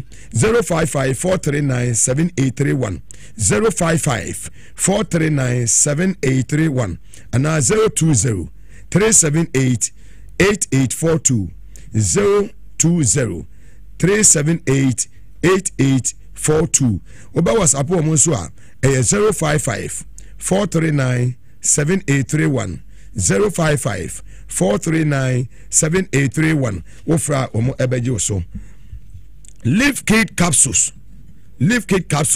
omo na every Live Kid capsules capsules so abadwa so foforo kura ya che say Medimosis clinic ni nu papa ni bi eno no na o se aboa ema eja digestion no etumi ekọ kama what I say digestion etumi take place kama esa aboa liver function aboa manipadua ni jana na so ye pampe into Live Kid capsules ne de be manom panyin nom wanya mfie be ye edumienu ekoni na utumi num bi oba nom be manom na de wo mo ne say pharmacy shop ne ba so bi obenya biato for 0244 068447 0244 068447 ofra Live Kid capsules no obenya bi ato free Medimosis asoye Safari Valley Eco Resort omo ewo dewo in the Eastern region okre constituency wasebra weekend ope baby adwojo ho wanya dofo bi oja enche na eye chasmakato aba be wari wanya baby akwa adwojo ho no na do ni a che Safari Valley Eco Resort wudu awani baji ye papa environment were very very conducive wudu ha we say yes any wildlife experience we benye bi jata sebo zebra ni antelope si so mu kono mu eba wo mu nuane so local and continental dishes mu say bi wo mu ewo eye swimming pool ene eye gym nyina ewa so yo from 059 69143940 059 691439 and I say we betumi so visit wo mu website eye www.safarivalleyresort.com ukwaso ye wa bibi bia eden ewo ho wo mu wadaw ewo Eastern region okre constituency Power Specialist about Hospital. Woman NFA mami edu ya seme culture hepatitis A B C D E na etete wono for ne eche na so yo no kupebi na oma wa yaresa fatty liver sciatica prostate ana unu peni baby na atechema wose bra na so yo ho obeboa am wanya wa yaresa kompo ana fibroid minu yamba fibroid no wokwa maame no obeyiri nyina fi ho edi ama otenete wodo ode be ma wa bibia be konkan edi ama wo Power Specialist about Hospital chira kwan wo kumase fe yase legosom continence eye aputu oja kwan no so ye de Jasbo Filling Station di ehwani mu e kan hwe kira kwan wo benya poku ase ACP kwantempo no so e na takwade wanaje estate ye ben anaje MA primary school no fe ye mame adu ya na ne twetwe come on 0244 544422 0244 544422 ofra ye beje so S natural mineral water super na bedwa so e se ye de bebre aba begu ha be hu Mr. Robert do obi a wo bia no wonsa ebetumi aka ene ye wo kofie bia mu a esna na obi anu makati udu ni fia woni na bosuafo nyina enu a kwadwo yabu a ene wo mti logwan enu anu magye atum usu kope bi ne no wura presidency wa Jubilee House hwa Dr. Kalusus bo se mfimfimu yi na ni su etua na no honorable Julius Debra Excellency John Dramani ma president papa ono so ye maame prof na najen obi a obewura presidency wono nso obi anom no S natural mineral water wura defense ministry Honorable Dr. Omane Boamane officer and also a soldier for one new woman Ministry of Defense in who say S natural mineral water no it be a will be our office and only in super open do to 0596273546 0596273546 when you be a ofra do be a PBA the bebro oba SYZ broadcasting or 37 Abebisi Street the heart of Accra Usu Hansu Ubenyabi Medimoses Clinic and Eba Center when you doing with the medical caso sabedwa so pebi naboa ema moja ntimi ni pedua no frusa na ye blood circulation eboa improve immune system no boost ema bibia kon kan kama ni pedua no ejina ne na so brane pebi no na ntimi emo ni pedua no prostate na teto se brana so yo sexual weakness fa kwadwo yebo amfichiri male and female infertility hypertension diabetes sciatica typhoid fever malaria stroke and dental problems nyina no fa nyina kwadan Medimoses Clinic and Herbal Center ya wa dental barrier any police station edi hwani mu ewo AESL building mu inside the Ghana Highway Authority yard ewo Accra Ministries ejekojo any school for the deaf edi hwani mu komasa ene makokome ye ho fe 0244068447 0244068447 ofra ya beje oso na bibia timi akonkan Hebron Hills International School papa media of the Sewom Road was excel and shine a free a year Montessori elkosi a lower and upper primary nyina no admission go so gidi ya ekoso omo ben media Presbyterian Church no wudu media na kase wo pe Hebron Hills International School obia ebekire so wonsawam wo adoagiri wo Saprema wo Hebron wo ajenkutuku ene patamu nyina mo amo problem ebe nyina no wo pre school papa de oba kwa ba ne da che na bra bobesi ni ya Hebron Hills International School say excel and shine Victory Garlic Mix anaso ye ne edu Dr. Amwako wono na de edupa dia badwa so pe binom emwa obi akoma bo peli bunya Victory Garlic Mix ani bena no ma ebeboa oba ko mfichira no ya se bo dwe eno no obi de obe check ni date pe Victory ni bena bobo ebeboa sanso obi ewuntumi ni die wonu ato obro ni beka loss of appetite bunya Victory Garlic Mix ani bena boba etumi bo ye papa mi ai menua eye Eswa Dominic bediako na se ni wontumi ni di ye na appetite ni nko ye anam se Eswa menua pe Victory Garlic Mix ebi enom onom ya no ka che se menua salu niam ko ye papa Victory no boy adwuma ye papa pebi na nom se de betumi aboa na so agina mo na so pharmacy shop herbal shop nationwide baby obewura bi obenya bi ato for 0201 293280 0201 293280 and 0242 545633 0242 545633 ofra nsabeka Victory Garlic Mix ani bi una odu oni kire Kenswalk ene eye ada heba eye ene pharmaceutical shops ho nyina no obenya bi ato o kanshi dragling obenya dodo na wal ma me komenu akwadwo yebo aso abo enunu mapa ho sema enum ene akugan wa ba besra yem mutietre akugan wono ene akugan ena eye former chief justice one a friend former justice Sofia Akufu I say we a contaminant number. I say contaminant number say 2 or say 3. Then I make up. When you listen, you do more concern. And then I say Yamiadum or your deputy national communication officer of the India. I buy a mom one baby vanish mommy. What bread? Baby vanish. You there be I once a woman you be a news and then you be I could get to me Susan Miss Remo. Mumpe baby no vanish. Please maintain Wayache. We call Happy FM. We call Radio Go Nadi. Wayache wouldn't my Juma pass or qualify Mumpe baby no vanish. Mammy Munti 3. I could guy. No, me didn't count. Munti now can ya doom and so ye. TV Gold is still off. Momo there 3 minutes. And this for yeah. And yeah, different. At least I call 1 man to cry and you see I call 1 man, 2 man, 3 man, now few and there, but 3 minutes. John and the Muya Muzu. Amuzu. Dr. Amuzu Babuamo. Some 3 minutes. And yet we radio and national security 3 minutes. We be 3 minutes. Dr. Amuzu Namuhia. Mugammed has been for Queens and Micheti. Minu Akugam and Chano. The among DJ. Who said, and San Yagma was upon someone like my Akugan watch him for 1 a.m. The placement of bad. And San Yagma upon someone like my me brother every day. On the whole.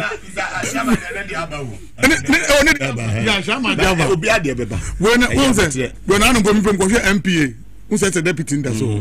No man and call. No way, MPA. Catch up a your mamma. My mamma Joseph, I'm an hour where so Calisto Moletano. On Fakuganko, what the letter open. If you had any Munian and terminate, we from Manon yet, Mimpakosana, Bammy Consul, Mani, a honor, what a chiban, and Kofaka few, and a Grophobia in your position for Suniso. What must say? It is necessary to say Yado, or Misha near me, Mifakonia to Zancha, I like Jafabu.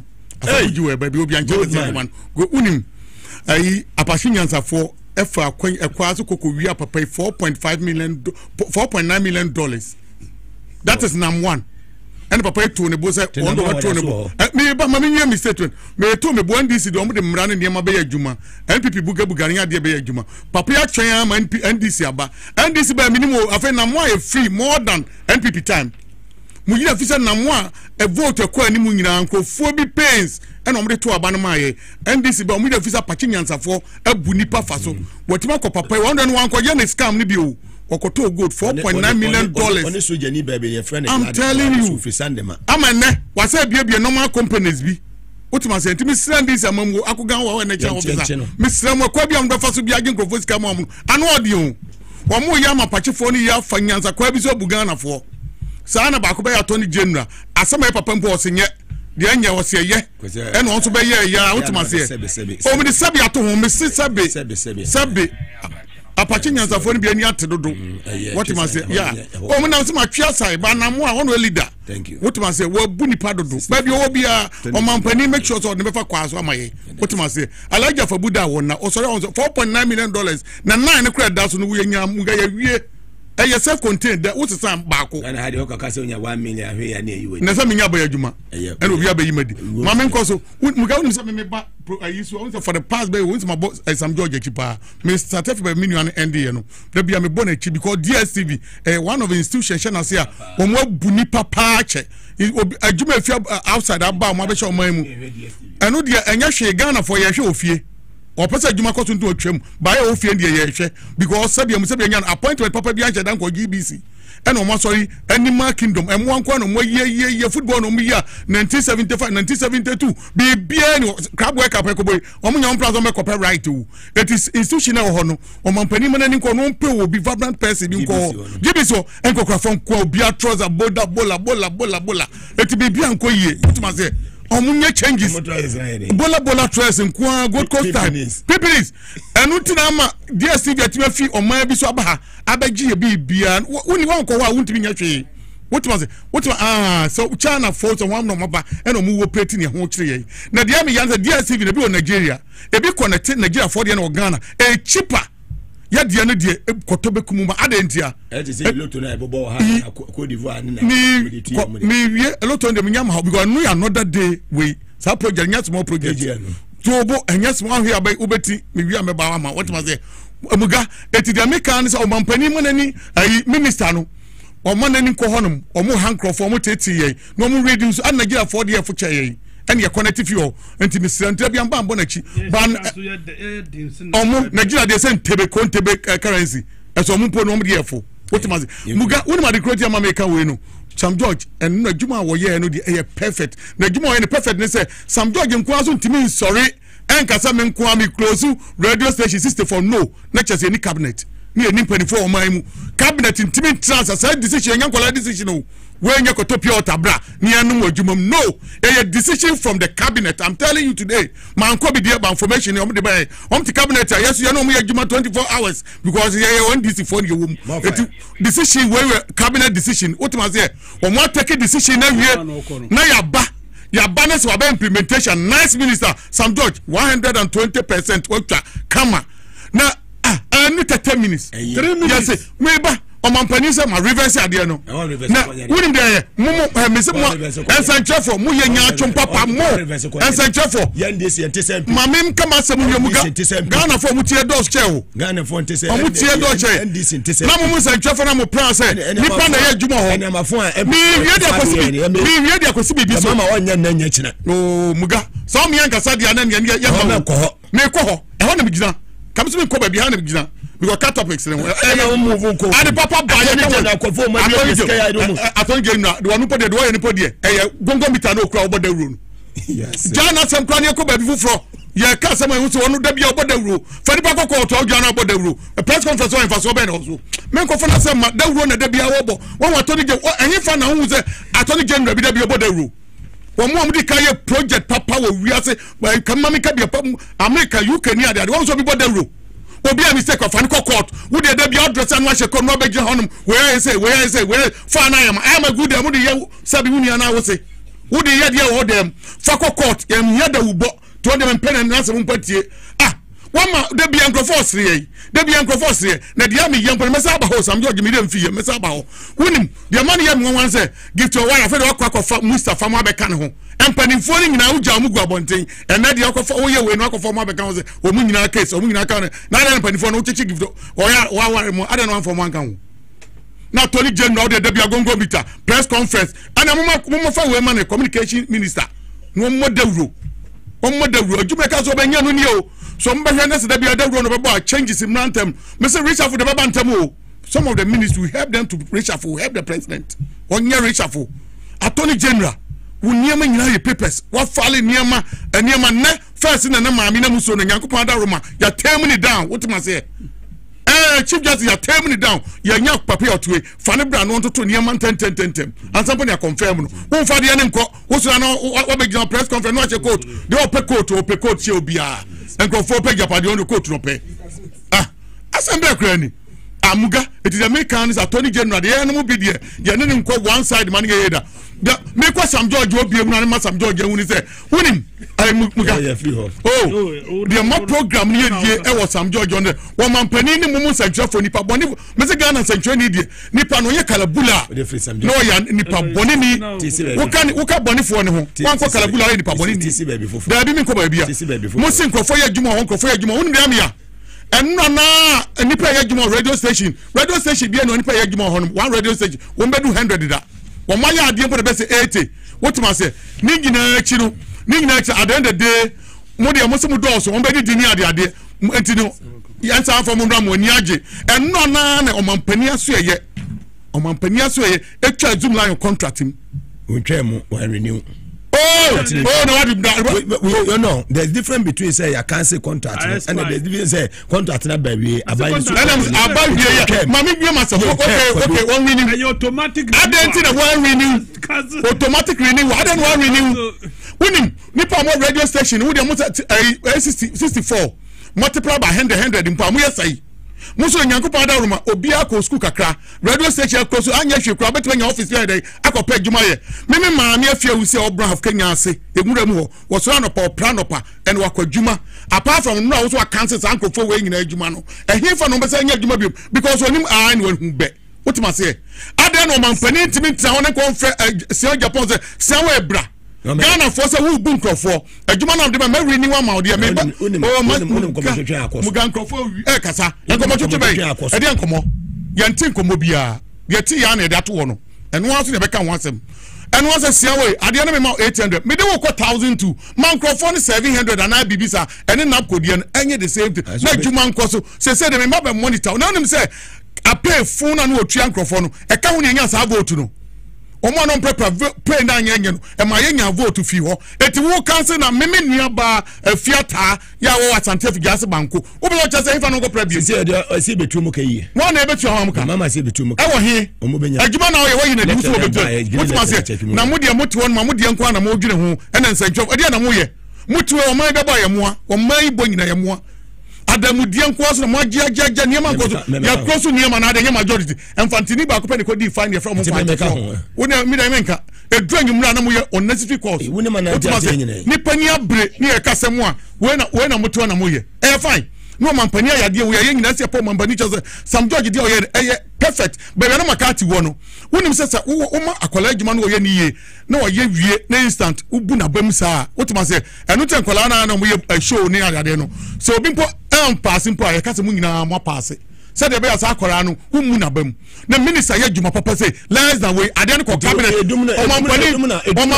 omampani to was it na no de na do nurses so me no wo kasa because of that yeah me the nurses me the nurses was a jack on what no so nya dwuma biem me more example want to yakwa dwuma na atem nipa no ye wani atem na na atikram no hini bi ba be border ro krai mu wo wi okoye no chese bibia da din memfo obi amfane sanka obi ana ode onim enkrofo ye degree enkrofo ye bu nipa enkrofo ye hanipa ya toto niama bibia no be koso biem se obi enne na se me ko we Tank Palace me ko penso obi anom me ko penso obi anom di wonom a wuntumi ti wonom a wo di buffet because wo hu se mu ajojo what te kon na di buffet wo wie wuntumi wie ya Tank Palace ono asa akoye ball band okosa wo kwakosa na ke ye mia mu yi a wo ko Tank Palace okodidi yani e wo ba mu esi etibidi di wo ba bi papa na from papa fe ho no wa cross me ho oni mi kodidi won ni mi kokodi o Tank Palace e ye fa yana eti se mu mankofo bi kasa o betima didi woni fie asam da so didi o Tank Palace asam da so asam ketwa ya the fraud ni ne man be bre na agu so de na so kodidi wono wotima eti dia make catch on mampani ye sra no enti wa asam court ama woni di na o mo wa some prisons ni se mu didi na aduan mu di o mu di ko mu yam na de opre bia so betina ba de babere na me se de bro pa wo dia wonim enko yam ye nyam ja papa na egu wotima se asam me to asam na me se na me free mitimi nante ba asam da so ntimi nante wonam wo kra no akomatu I remember me for ba ko nhye mo se we odo na market no ko for time no me na me issue receipt ni eton no say o my number of yen ton NPP for ton say na I cast for no so ton mo de mo to e de na afra ti edu say microphone be market am ko che no mo di media ni nyina ko afa na microphone ofre me o su police station adabraka police station wa kra ni obi afre me a afa na me se mawu aduane po mi ti bi ni bi utma se that amuga asam da so aduane ye ni enti mra sa market me hutimi to me no ne che my phone one so I don't know timber Town Palace be didi me mama mra we ni su kakra nurse for ne so nurse for no omo kan sem bia mama na o chairperson no ono set me gina akọ nurse for o gina mo na mu de akọ award o Finland nipa no mo wu nyina Nyankopon bebu so mo nyina akra wo ne ho bo mampani ma hu se ade amra da ho ne amra omo make sure say maami we wia leaders ni nyina ye be sake omo nyina because omo ani mra so omo afa mra anya djuma yes omo saba be gina omo ba don de hot omo to abayi omo leader na say leaders ya de anya mra na omo hyase so mra na ene Ghana police omo to ba strike ana because ya grip omo the same to say we mu de grip omo ya you make sure that mra ba grip omo tin ko strike biem what man say muga woni ma de bi omo busa po ebro me so Nyankopon boy ya bu ye bayi dem say a month only 12 wọ́n sọ mú pẹ̀tẹ́ 13 months ẹ bẹ́ fẹ́ ni sẹ́yìn some months ẹ bẹ́ fẹ́ ni sẹ́yìn na wa de sabia musabia you de nsamfu we say opehu sika say do December say tua mienu ma omo na o pese o chesa what be that me say me do me say and the chawu gwen wa wonta say physical challenge allowance wo na mo ya physical challenge wo bi yare ono na ba ne hospital waduru ho wo bi yare mpo na odu hospital ba nya nurse fo ko fa ne ba wo na busu fo pushi na nurse ya assistance bi on mo so ye do so adwuma no won ya no mo ye what ma say wo see ya ma ho allowance for what no sa sabia musabia nya sa nsam fu we no agyan sesa wo no wo ye adwuma no wo ifunu allowance ono no wu a ya man 2000 plus ni kru ne ba wo bi 1000 4000 na de mo ba no nsam ba wudi a mo ba ye da adwuma ni yani atahon ya gigi sabia mu nsamfu so ama nsam ameye yati kro we mu obi ye Supreme Court judge enu tire tankofo we request ne ma na omo anfa nyansa ntu no Supreme Court judge papa ya na what is you me use as example about 208 in how many 4 years and wanya be for ana meboa me ka Supreme Court judge se omugo no bafubon wanya how many years also no about 2008 208 and to check here where 4 years bia waje SD ashabusa so kofie emra fun ya hihye ne o ma hihye papa na mo ho eti akola bi tie kia na ya Supreme Court judge bia every time bia parliament eko efie no me de so omo de omo ye je omo kwa omo ko for atake one to nche omo de omo ko yo parliament de omo ya pon ye se eja okwai etukwa na ba bia mo different ba we de wo ye oda so tie adwuma mu ye adwuma omo sa hihye mra de ama omo ho so omo be ko pension 70 years because unyina no agire mu do na omo se panifo ne efie panimu ti ufie otimi se wo this sister plus a wo ka e ni o ka bi me papa no oti kaneshi me papa pani wo mako kaneshi wona machia no wutwa ho obebu so be we wan a won so nua kofi apia ba no wutwa ho abrante ohwe obi wonu obisa me minute no say obisa the same question when I'm 70 ho ba judge so no munum nyansa ke medical doctors important ke se ka so mo de mo 70 bi o mo de mo ye doctor mo hwe o mo ye mo de mra gigi esika saa na mo fa e na wo wi a obi ye minister me bomb minister oji allowance, clothing allowance, bathrooms allowance, zip allowance, chair allowance, garden allowance, garden boy, maid, oji allowance ni nyina se no I say toki na dia yampo se yesa mom coupon na de mom se say dia sa de wa ka mo akufa do ko no mom goye card se coupon na de mom de ye chabonten etu ohun na danfo no atibia ma ba goye card o de bebu akopim se wiase be say isi na ba efiso sankrofo igi sa niam we nyina nese to a onya bi nka eyese o kan kwase asem no apen kwase 7 kwase asem no de aba betudua allowance sibi ankrofo be igi no eno na ma sa de na ba o so mampani mu antrase no ne 1 year ne 1 time awodi o ba be kwa ontwa niam ni nyina mu se agima obi etikani se me kira de me lecture me kira de what me pe ai mark allowance na o kira de ka mark ka o ma me na me mark ma o se me persistent allowance and on trust agi ho na mark and niam ni o gi okwanyansa ni watch obi ade o mark me na me mark ma o eti ukwu asesai muga me de wusi no eti sa niam we ne nurses for na hwe so no omuso pa bibi wotuma se no hope on nurses ade ba bi abanti omudie no mame kan che be ba kwa na mienu na nyansa wum ba leaders na anya ade wo mo am yehu se NPP ni wo mudodo enka munyu sumu adwene kakra abai ne bae 6 months monto mubuma bae no mumna ne ntase anya nhyehe one of the minister me obada bia na me kana me sin mfisu so wo bae me wo prove me wrong wo ya kando wo ya ade dodo ento tuye na anu dimi na ode kasa ne ade wo be NPP for ne say ayi omom ko nurses for no mko pension na so omumra meboa no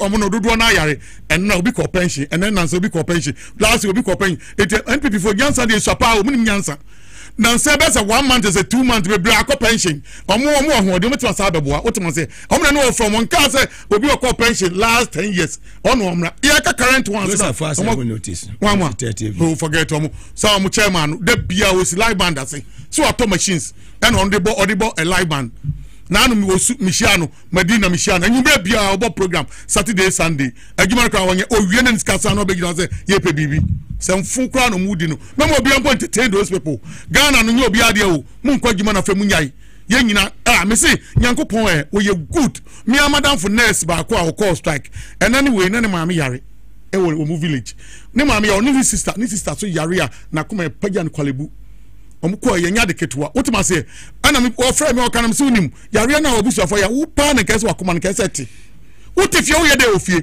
ko na ko boa ne nipa hwe nipa nurses for na mo ye saade ma na de ye nkwa na obusuafo be yare ye nyina na be yare ne nyina ebewu wotima se eti entwetwa ne mam obi a police officer muga we police officer hwe adwuma mu ye mu buye mu gege mu yade wo mu gina saa ne ma wo ye nyina no eno emra bone ne ehihye bi no eno na ma na S1 pa biu hwe wudu ni ma police station police for yire nko na ton blog ene pure water wo mu serve wo ton man crofo wo mu twa electricity hwe police for bebre no water bay no electricity yanko an yentua police for so mo bre koyo dabi na dem obi o ye dwuma ba bi do omre obi ebre ade ese nyetua obi ti be ma camp so ye soja ni correct perfecto soja ni asabia musabia nya ado woni hye kura papa bia ni pay edu ese nurse ni a wo degree first degree bi wo so mu kratuo ene toto mo katuo mba heart what man say wa mu so ntua water ma men ka ma sam usu ami no be hia kwadwo ye nko me say wa mu so ntua water wa mu ntua electricity they should come and do it they should come and complain ya me kan say wa mu so ntua electricity wa mu ntua water na o ma na hyehyɛ no ye nya obi ahunto no wo kan krofo we nya tua ahunto e wa mu nyema na ya chagu ye de so what man say so I don't what be that it is am remember say bi ni we are no check concert party OSP concert party what one and one NPP for the match and NDC for the show company and the wajano who can fear hataka so ni fie press conference one necessary press conference no big john on necessary bro for be can bro for sir ye wi ani apon what man interpol red alert red alert nimra so ameko nimra so da man ko red alert he fa na eko and ka wo ye say now so ye de bia $1 million ato kenofrata so $2 million ato so kwajo ye bo anka me se me twa tiktok ko fa papa ya ba se be bia na ne so police for pro bia kire discato ne so interpol for bia nyine ne ho obi ahwehwe no but the discato ne so se sie ya enke be ko fa na ba enti ade no first count OSP so one fan to ken for that so yanko fa na ma wonu o mu nyina ye one o mu nyina plan e no mu bi ti o man no e no so anu age so any evidence bi so no o makwese nkonya bia na uno ndo evidence nyemo ka da be every day bi o change date o man pani science institution na as a security we no on chop on come bebre mom no onyi bebre film ever so ni bebre so about 5 or 6 yuko hoye na yuko now the we akokan OSP we da mu keka bi mom na nka ba 2 eka ba 2 o metu report o ye djuma ni ye wutuma se wutuma bia na mu ye djuma wia national security mu twa tew national security na ko fa obi trucks or the buy o mo de buy won ba be do ekro mu 3 weeks in 1 month no o mo de trucks ni ye djuma o do wanya kwa so o mo de twa anwe egu mbotom national security for wemu me evidence me drag me track and na bo track evidence national security national security power 97 SS so mu nyina leaders no SS changing na national security o mai be bo mo number 1 who says obi na odi ejuma national security kwadwoma Ghana so eja emeka baba be kasa fine but then the national security SS me no ka say Ghana ba ejana no hye msere anu nya hye ko sizi obi mashiza na wodi adwuma gu botom wodi adwuma gu botom enya Ghana dia eye wodia what be da na hanyo kakra ahadi abejo ba anya enya krakrakrakra se afenye kwa Attorney General to Attorney General kwayo ene we Attorney General dia ne pre Attorney General asema dika akasa me dia me pesa na asema tie bi because oti wono the adwuma na wo ye nyina eye concert party no wo ye eye dawuro no wo bo won do ba be bo dawuro so mpe dawuro bo jumadie na ye ka so ma banya no ye me kodjo ye bo a me mpe dawuro asem bi atie do wo ye no mugamati maka cho se Attorney General tetere ho sa ne apon no anfa case bi anko court no wantima anya hwe wo ye point ne me ka che makati se me lawyer no bonidi mo me lawyer no Tadio sorry me mo fa djuma ma Tadio me kan ye ampanifo amfi me me se papa ade o pe o wiase holy court o jawo bia court o kremu sa court no pe mu nya mama mo fa djuma ma na mo de ma no designer make an open court so I don't the mo se papa mo se investigations ni ade a wo yi who ya implement na se a charge wo mo da be no ye ya charge ye di busu be sia o ye kwa busu be so wontimi fa obi an che dam ye hu se court o ko ne ye ba enye kra de dom ko na ka remind be wa bi 1 month bi abam ni agye wotuma na anu a wotumi eno no de na ebenya ya wotumi ko share mu no ya to bank enya 60% and this for no one mo hwehwe just cripple the people let the when confirm say ye mia wo mo obi an gasa be bibia mo obi mia no keka ne enkofo hwehwe etimuga so omo mia enkofo a and this obedi be 50 years bibia be ko yi ba ba toto papa no gya enkofo amuga ene man ko yi wotima say institution be ye adwuma chumbere mama o say me tom so anama soro ne boss no they are performing correct wotuma ekɔ ne saa bibia ba ebidie nyeye ebidie nkoye ba chumbere mamo ɛhɔ yɛ perfect let media attorney general dem ko joye boade ni nyuma dia wo di no minim sɛ aibia me am brother akoga bebe transe ɔne me nya adwene ba me die me si dawuro ni dɔɔso onya dawuro no onya press conference no implement issues na ni pantimi hu die ɛkɔ gift or worry buy how many months no aba do kremu ya the gift or worry journey or buy then much no muntimi nya hwe so at the end of the day the meme kan se muga attorney general de onya da ubo no na nya na Ghana for hwe nya na NDC for nya action ya hwe so ntimi ma hwe ma dia ene na no ya wie ya de ene ni se chini biom we odi ahwe muntimi nya ma dia bia ni betima who your appointment ya uma ye bi enhaye ye say de nyame mre ne mrepa ya twa mre no wotima say mre na na egusu ne twa mre but at the end of the day say wontimi chinchin crofo na wontimi panishin crofo dia ye de mukase mo kuye me kwajo e ba ne makati dia hu say anhwa give the second term de be appointment ye train second term nya be fine but at the end of the day enkofo bi say punish o maye na bi say so ka ho we expose and no information but you na bi dia film. What was it? Attorney General so you the film. Nana B Satan no hobi. Add go now the form bra. Nana B free. What the near detain 1 day in the fubajojo. Who some more this and for my mu. Just detain them. Why wouldn't be information in your papa? Man 2 days in way custody keke. Asa ye wian ye yino. Womna ko to sa yen komra. Amaso.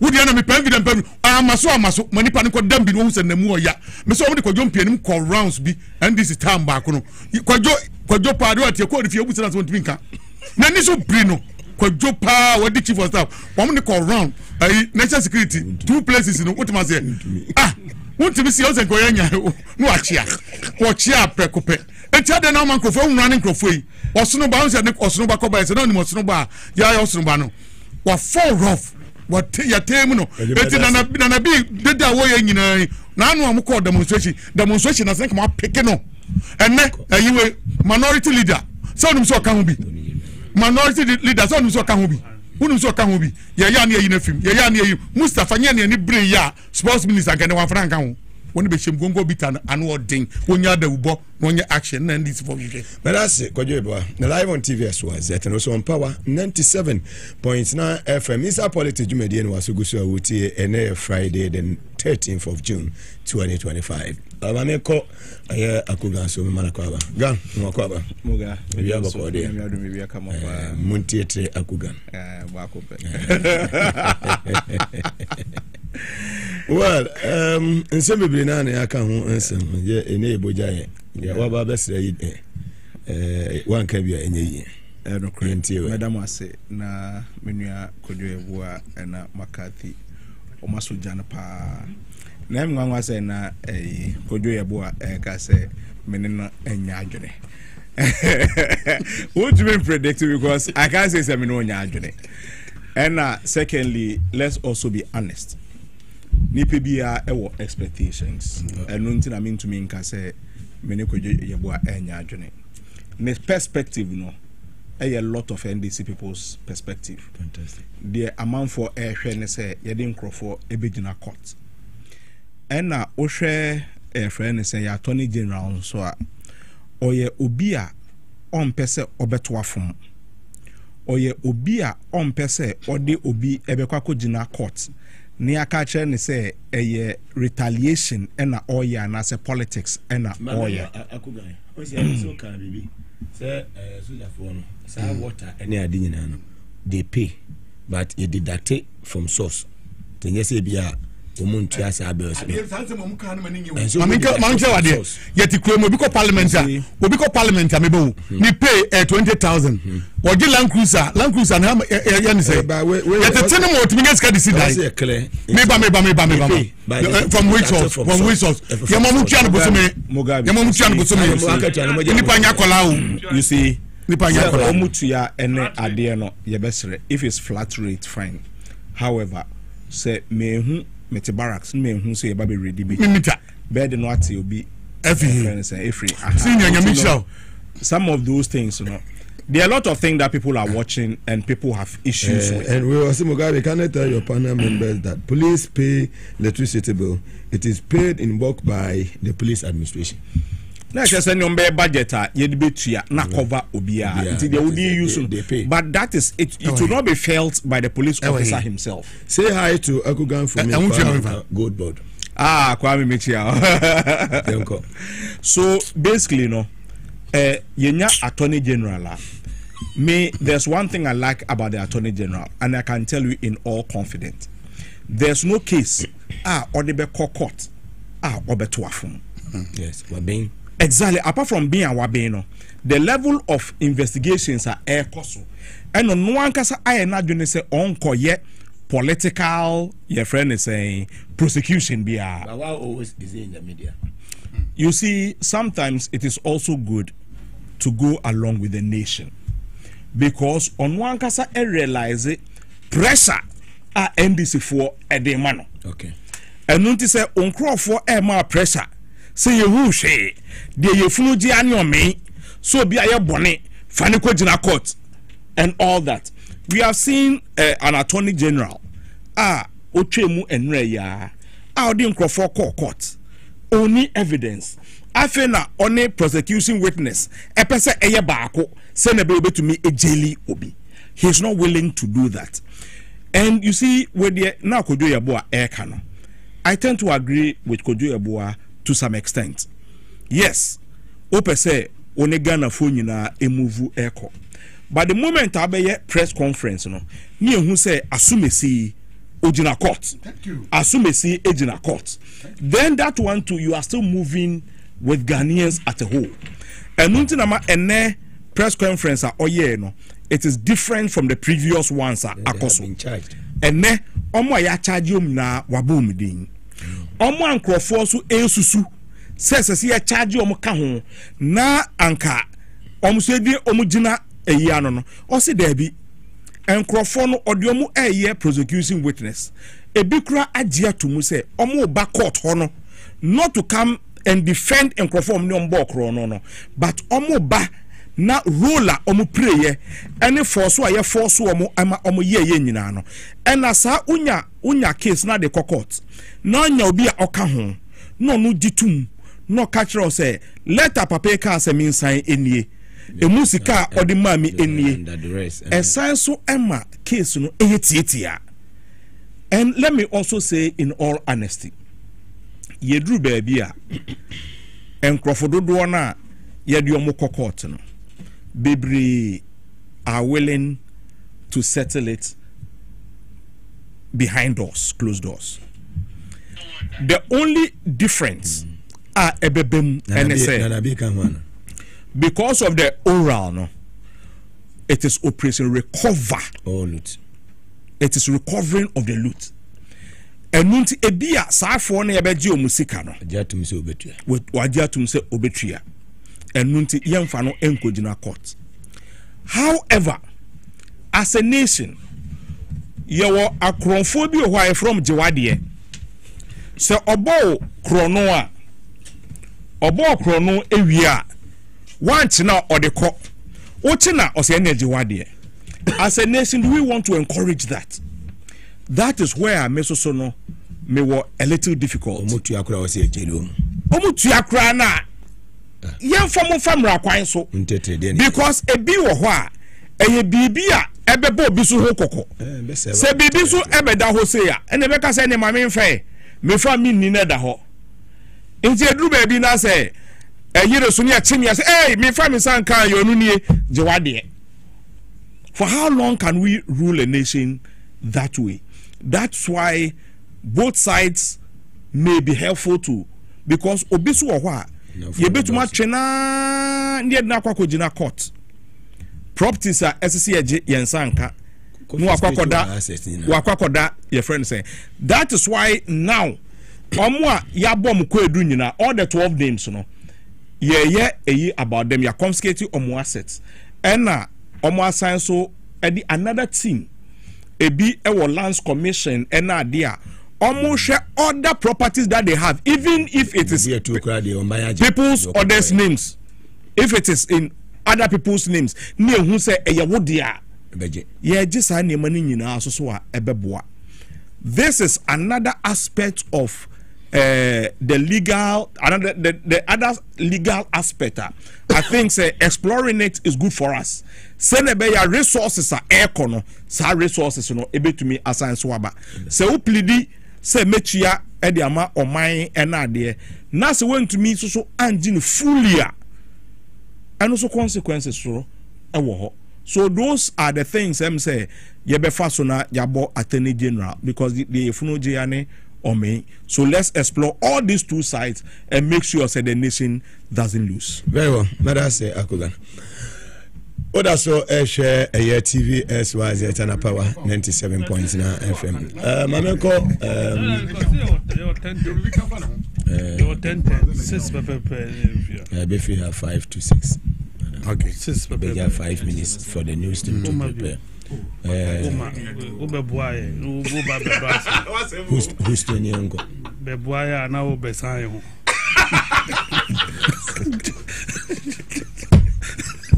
Magati carry on. Pula Charles. Yakuga Abayano. Sana is national officer. Or communication officer. Abia head, son. No wonder. On to me. And I don't mean, you know, just pass through. Yeah, no problem. But Tony General near bed, Obekano crash. Nipado was saying, and no more pre bargaining. What Timaka Jagana? Sit or cano crack. Yes, I'm always much. And to what by you, my charges say. When we pamato over them. See, you're pre bargaining. I don't know one farmer to that.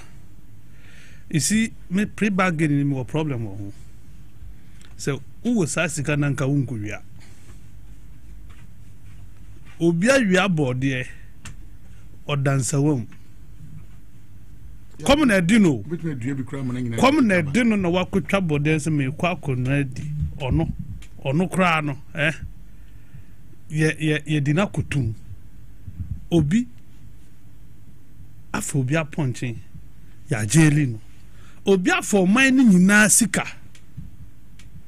Edia yenu hui or si metria uwanka ufai. Uwa sa sika na anka ufai sika.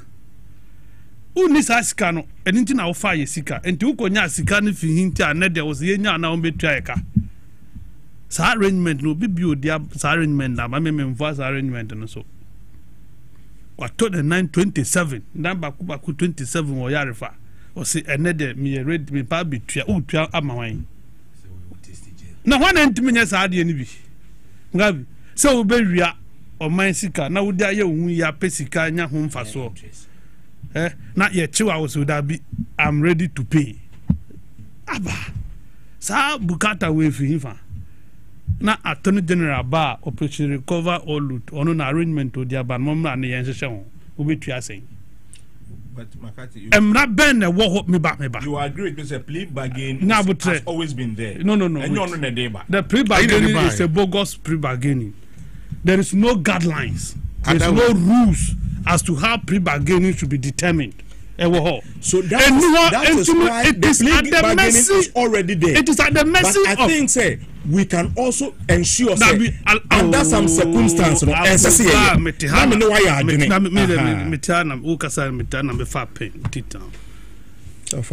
Pre-bargaining Mugabe, there are no rules.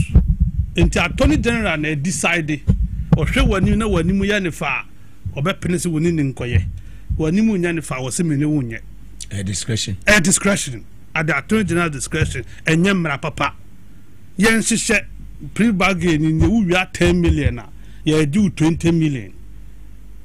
That is pre-bargaining. Who done 12 years yes you are to about 8 years amount. Now sound rules to know what then we check and balance. And yes, I told you and trying to fail now negotiate here. We don't know what is going on in this pre-bargaining, so-called pre-bargaining. And to me, I have problem with it. Men can't show the catcher and say, Operation Recover all loot, and yet NSS. enye national service secretariat pɛ na amanfo abɔkorɔ no mo yɛ campaign mo cat ma yɛ tiase sɛ yɛn saase a amanfo agye nsase ne edi ayɛ private homes or mo ɛno na mo ba mo bɛgye ne nyinaa ma yɛn me ne wo kasa yi DVL fo asase no amanfo ɛyɛ ho adwuma mo nka ho hwee ayi yɛ friend den tourism opposite Afrikiko ɛyɛ Accra tourism center ho omusi people are building region ridge Roman Ridge Abai state housing for dying 3 bedrooms 1.5 acres so what 140,000 Ghana cedis Ridge Roman Ridge videos no wa contract no wa ha maton atu obi na 3 bedroom house so ya ton obi so mebubu da no emfa ye ton safe house what by you are not interested now we are interested na national service because mo na ye nkora gift wari ni cloud yes sir omo abubu omu din nyina there are nobody in the scheme of affairs amanfo the dream you are not able to look for them untimi the yensaze my say nye why na dia ni din koji sa Minister of Finance for dan yeah when the ji enyo ejina ye ona ye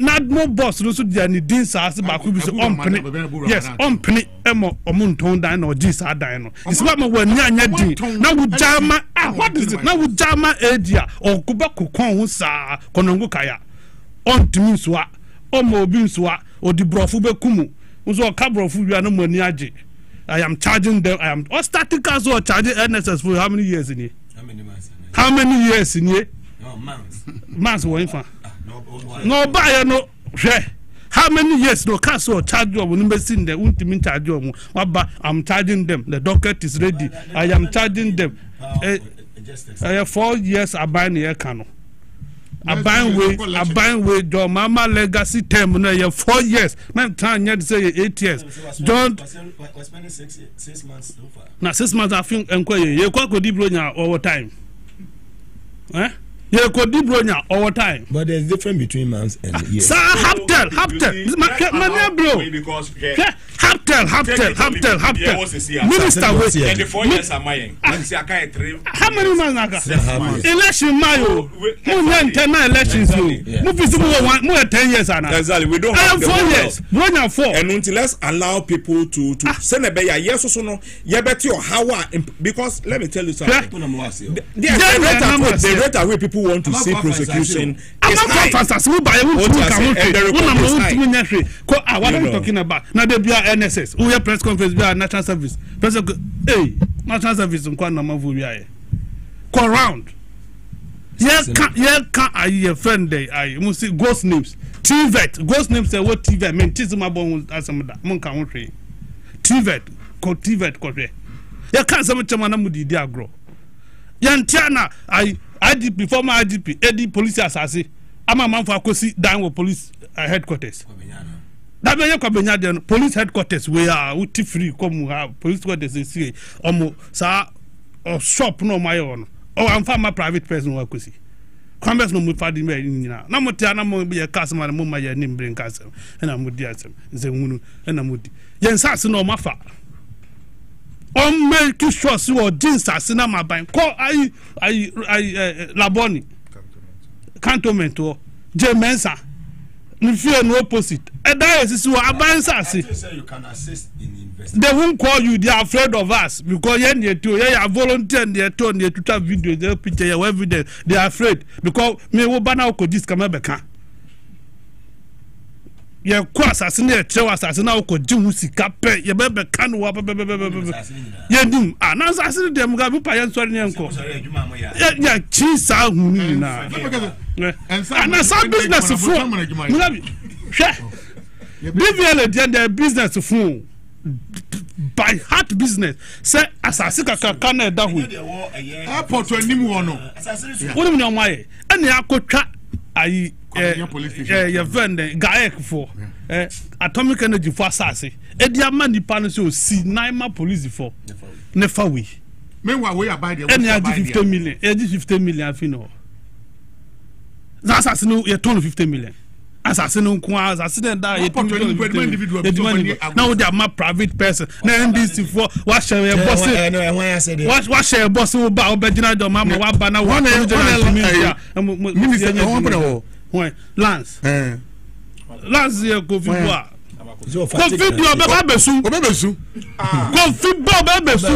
Who catch Kofi koye duma man evidence kwa won echi. Oh, that's no, that's not. When Baba Makata small can SHM Mami Kwai na press conference. Mugabe Mami Kwai small scale manning. Mugabe Mami Kwai general secretary. Mugabe Mami Kwai. Ejuma o Mami Kwai. No, mani no. Man kasa ya won tima se. Me sit me ye press conference me ni kwado na tie. Mu station here from Momo Babi on the trap here show evidence. Yeah, small scale manning general secretary. General secretary I Gordon, Gordon Ama. I was saying sasi e was sino ye dia beto ya bomu dia sremo se ye nim se enye munum aduma na wo ye they say the evidence na ebesim ne you have not been what that's the gold board what the gold board now what sasi akunta man there it takes time for it takes time how many what you know if gold how many years it takes time Mugabe now we tell you Mugabe my place for like 4 months you let's allow them to work now 4 months why did pay 4 times for us to come and sit we see what do you galamse we so ntiase anypada juma now more than galamse it's too early akunta mining who betra si sunye at the devastation Mugabe pa yanko fa akunta mining video yanko fa go I don't know what they say man is working man kase obi kase won nyedmo studio ha ya tran ha bonabaso in this studio we have praised him and we are telling you straight in the face say on this one wanya who obesuye ukohwe akunta mining de na kofa godnyama de na mfa toto ho u production wo mu e production de mi jomudi no munyi mi jomudi ka munyi mienu ni nyina ko munyi ni mienu ya say asasi na when say revoking the license so we to revoke akunta mining license now we die transeco gold board is not no gold board is not under Ministry of yeah cannot say then you say a board member of gold board say when you talk about the two no just now try that please well your minister in charge of lands board no he is there based on Omwankasa association no position na ye dia ma no represent because association no association no that say association you no if you have a bad character if you are not fit if you are not qualified now association ni proposal you have to or no association the proposition and I make what I mean is say they should come the minister we blame no Makati what about lances in the revoke nya minister is revoke finance minister what you minister e was so and order and a friend is a small scale man so representative was so and yes someone or sense as say near to so no what I need to and so she be able to confirm ba no ma jomo che board so munye do the sector minister honorable Kofi munye do the president through or sense what can me say about a minute or two na me say 30 seconds mama nkasa no ka pre-bargain issue 5 minutes again na kire say pre-bargain mi kodwe ebo ametuwe who say me fast Mugabe you fast aka 7 me attorney general na say yes ehu ayi no papa na na da 27 e friend say aduba he die 27 na Ghana for nim ye nim niam kakaka ni scan ye nim e bi aka be 10 bi okona aduba he ne attorney general ka attorney general beto say ba we nipa ye hia kona general ni bibi say de edan da aka be 10 bi for 5 na me 5 what man dey emfa mabonten we emfa no nto pre-bargain no we na wabonten we dey metuase o so dey no ma me dey kwakoye ma wo ye nipa ade amrafo no ye ma bibia ye kwa na court individual do bia ya bado me mabusiafo bi aye lawyers empanimfo edura na 12 to 1 nipa ba efie no mu do dodo anaju 12 to 1 nipa ba efie me ka na Japan case be me example anaju 1 2 na nipa bo me fie kena Japan chill pa yo one medase eti nyanyi omuni medase na mada Charles McCarthy nso ase na mada akuga nso ase honorable Kofi Boa obo adwuma onye hwe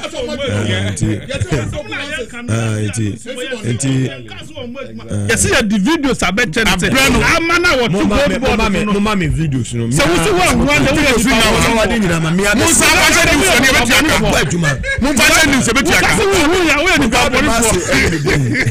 Oba de do me na ajuada if you ada ko ebe sesa one time no.